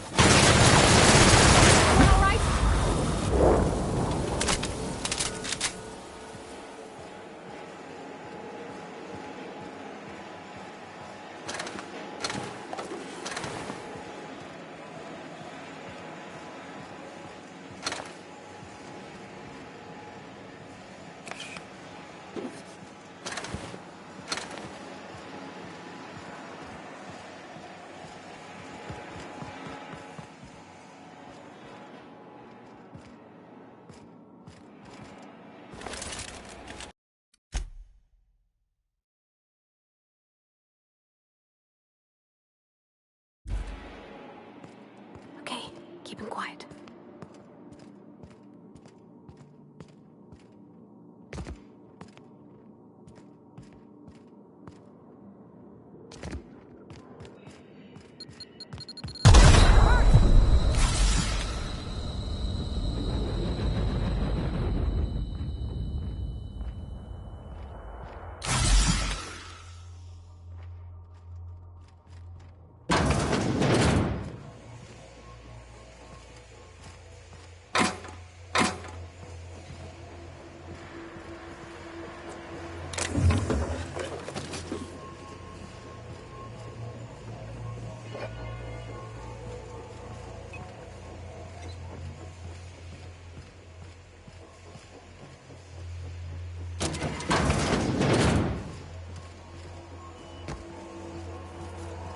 Cap, we can use this ventilation system to solve our bug problem.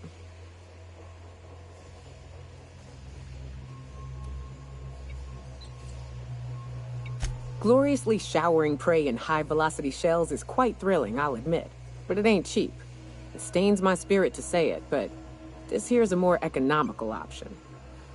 Manosaurs need an oxygen-rich environment, more than we do. We drop the oxygen levels a bit, we can suffocate them. Here, see?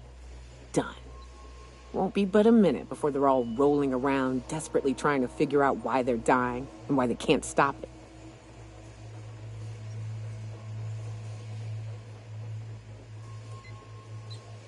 Don't I know it? They're expensive prey. Oh, Captain!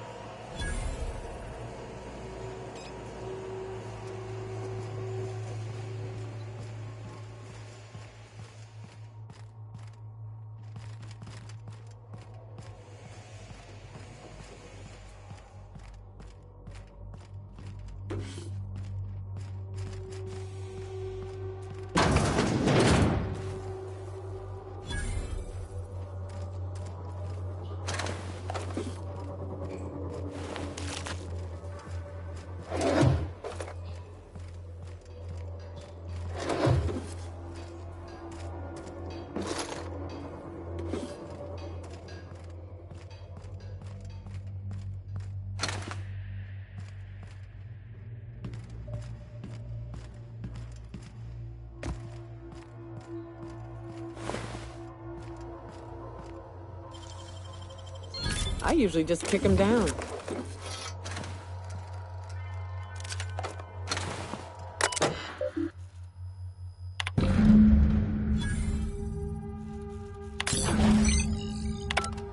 All this machinery's making me a mite nervous.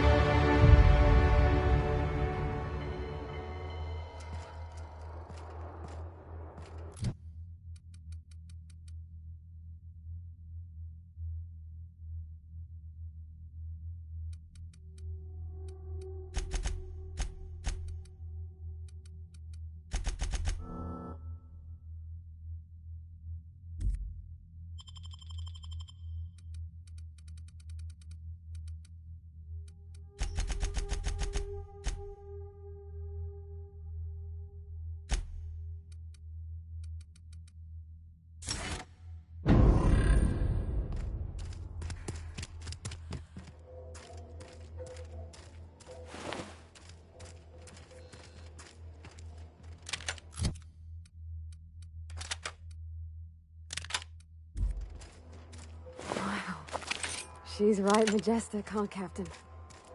It's almost a shame we had to put her down.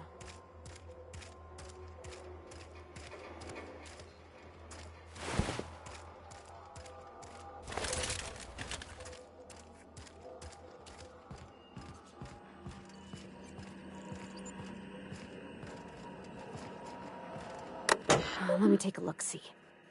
Okay. I'm thinking, if I patch this into our fuel cell network, we can use the empty tanks to hold this ulta-wada-biddle stuff. Just gotta compensate for the pressure difference. We burn liquid reaction mass, not gas, and the cells are distributed all through the hull, so I gotta isolate the empties.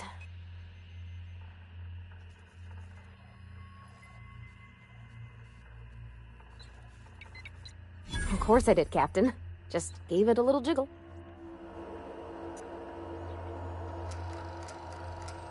There we are. Good as pretty and twice as new.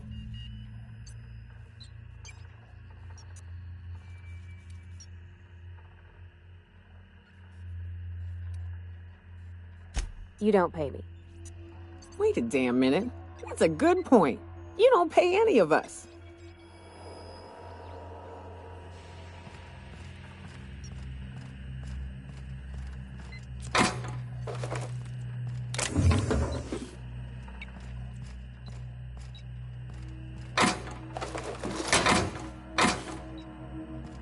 Moving.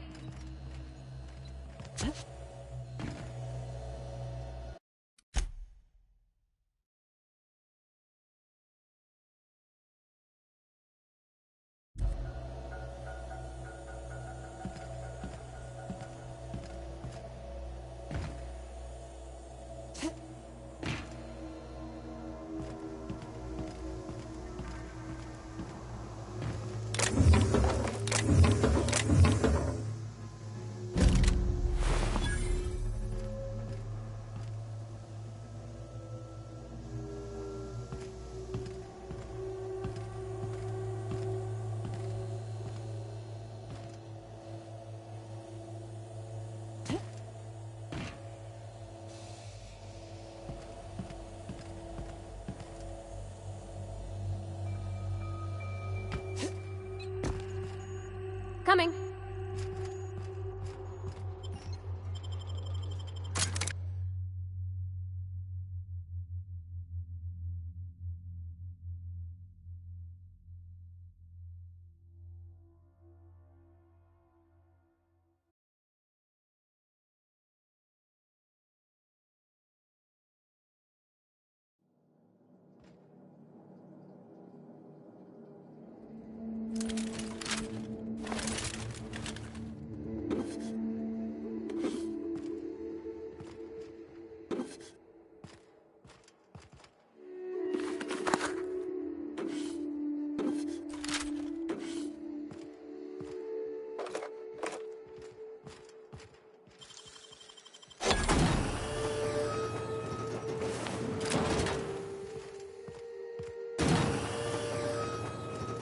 Used to be, you can get the best wine on Monarch. I would have liked to see this place. Before it was all boarded up. Let it lit up the night.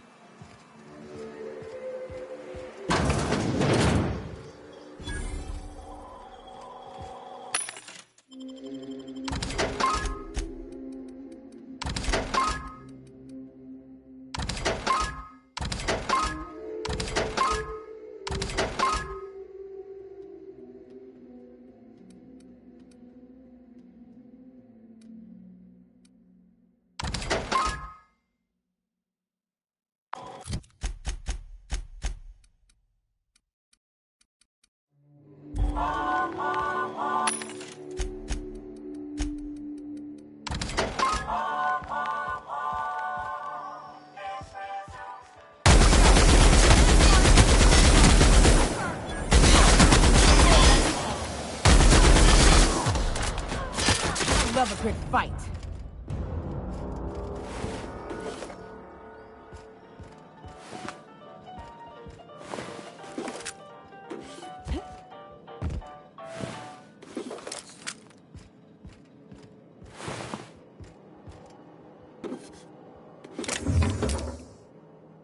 Aren't those cakes just about the cutest little things you ever seen?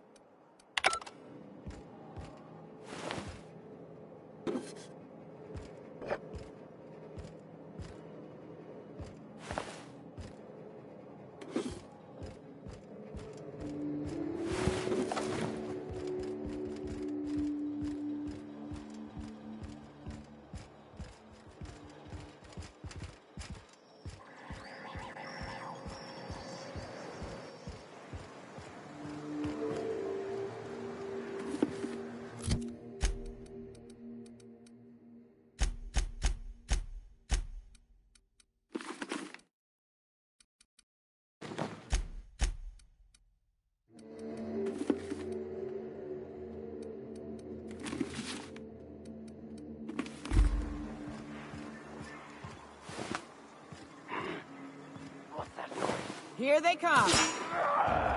Kill them!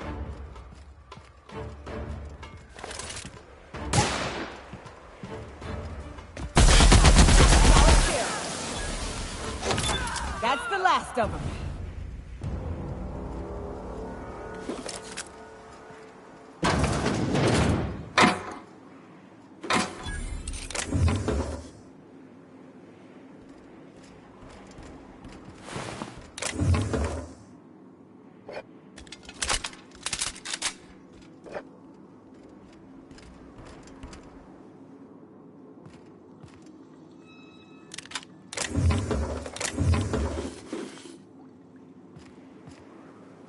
The dustback casserole Mr. Raymond made smells incredible.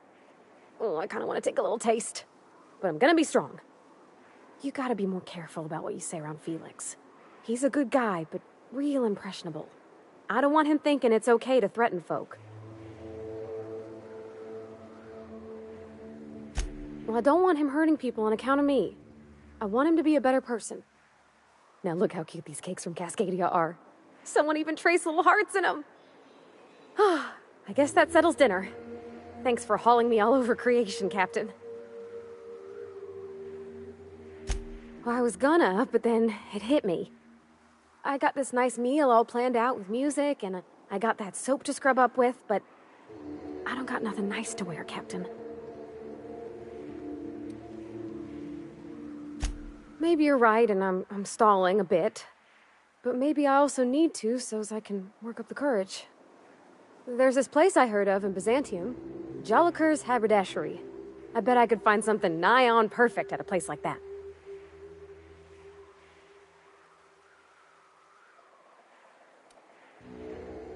Well, not today, no, but maybe someday. I know this is all a little crazy, Captain, but I think it's gotta be this place. I saw the lady who runs it on Aetherwave, and, well, she made everybody she dressed feel better. Confident.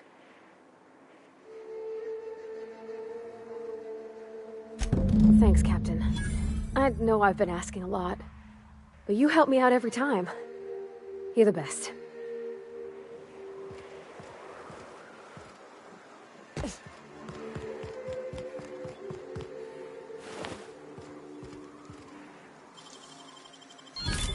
Easy.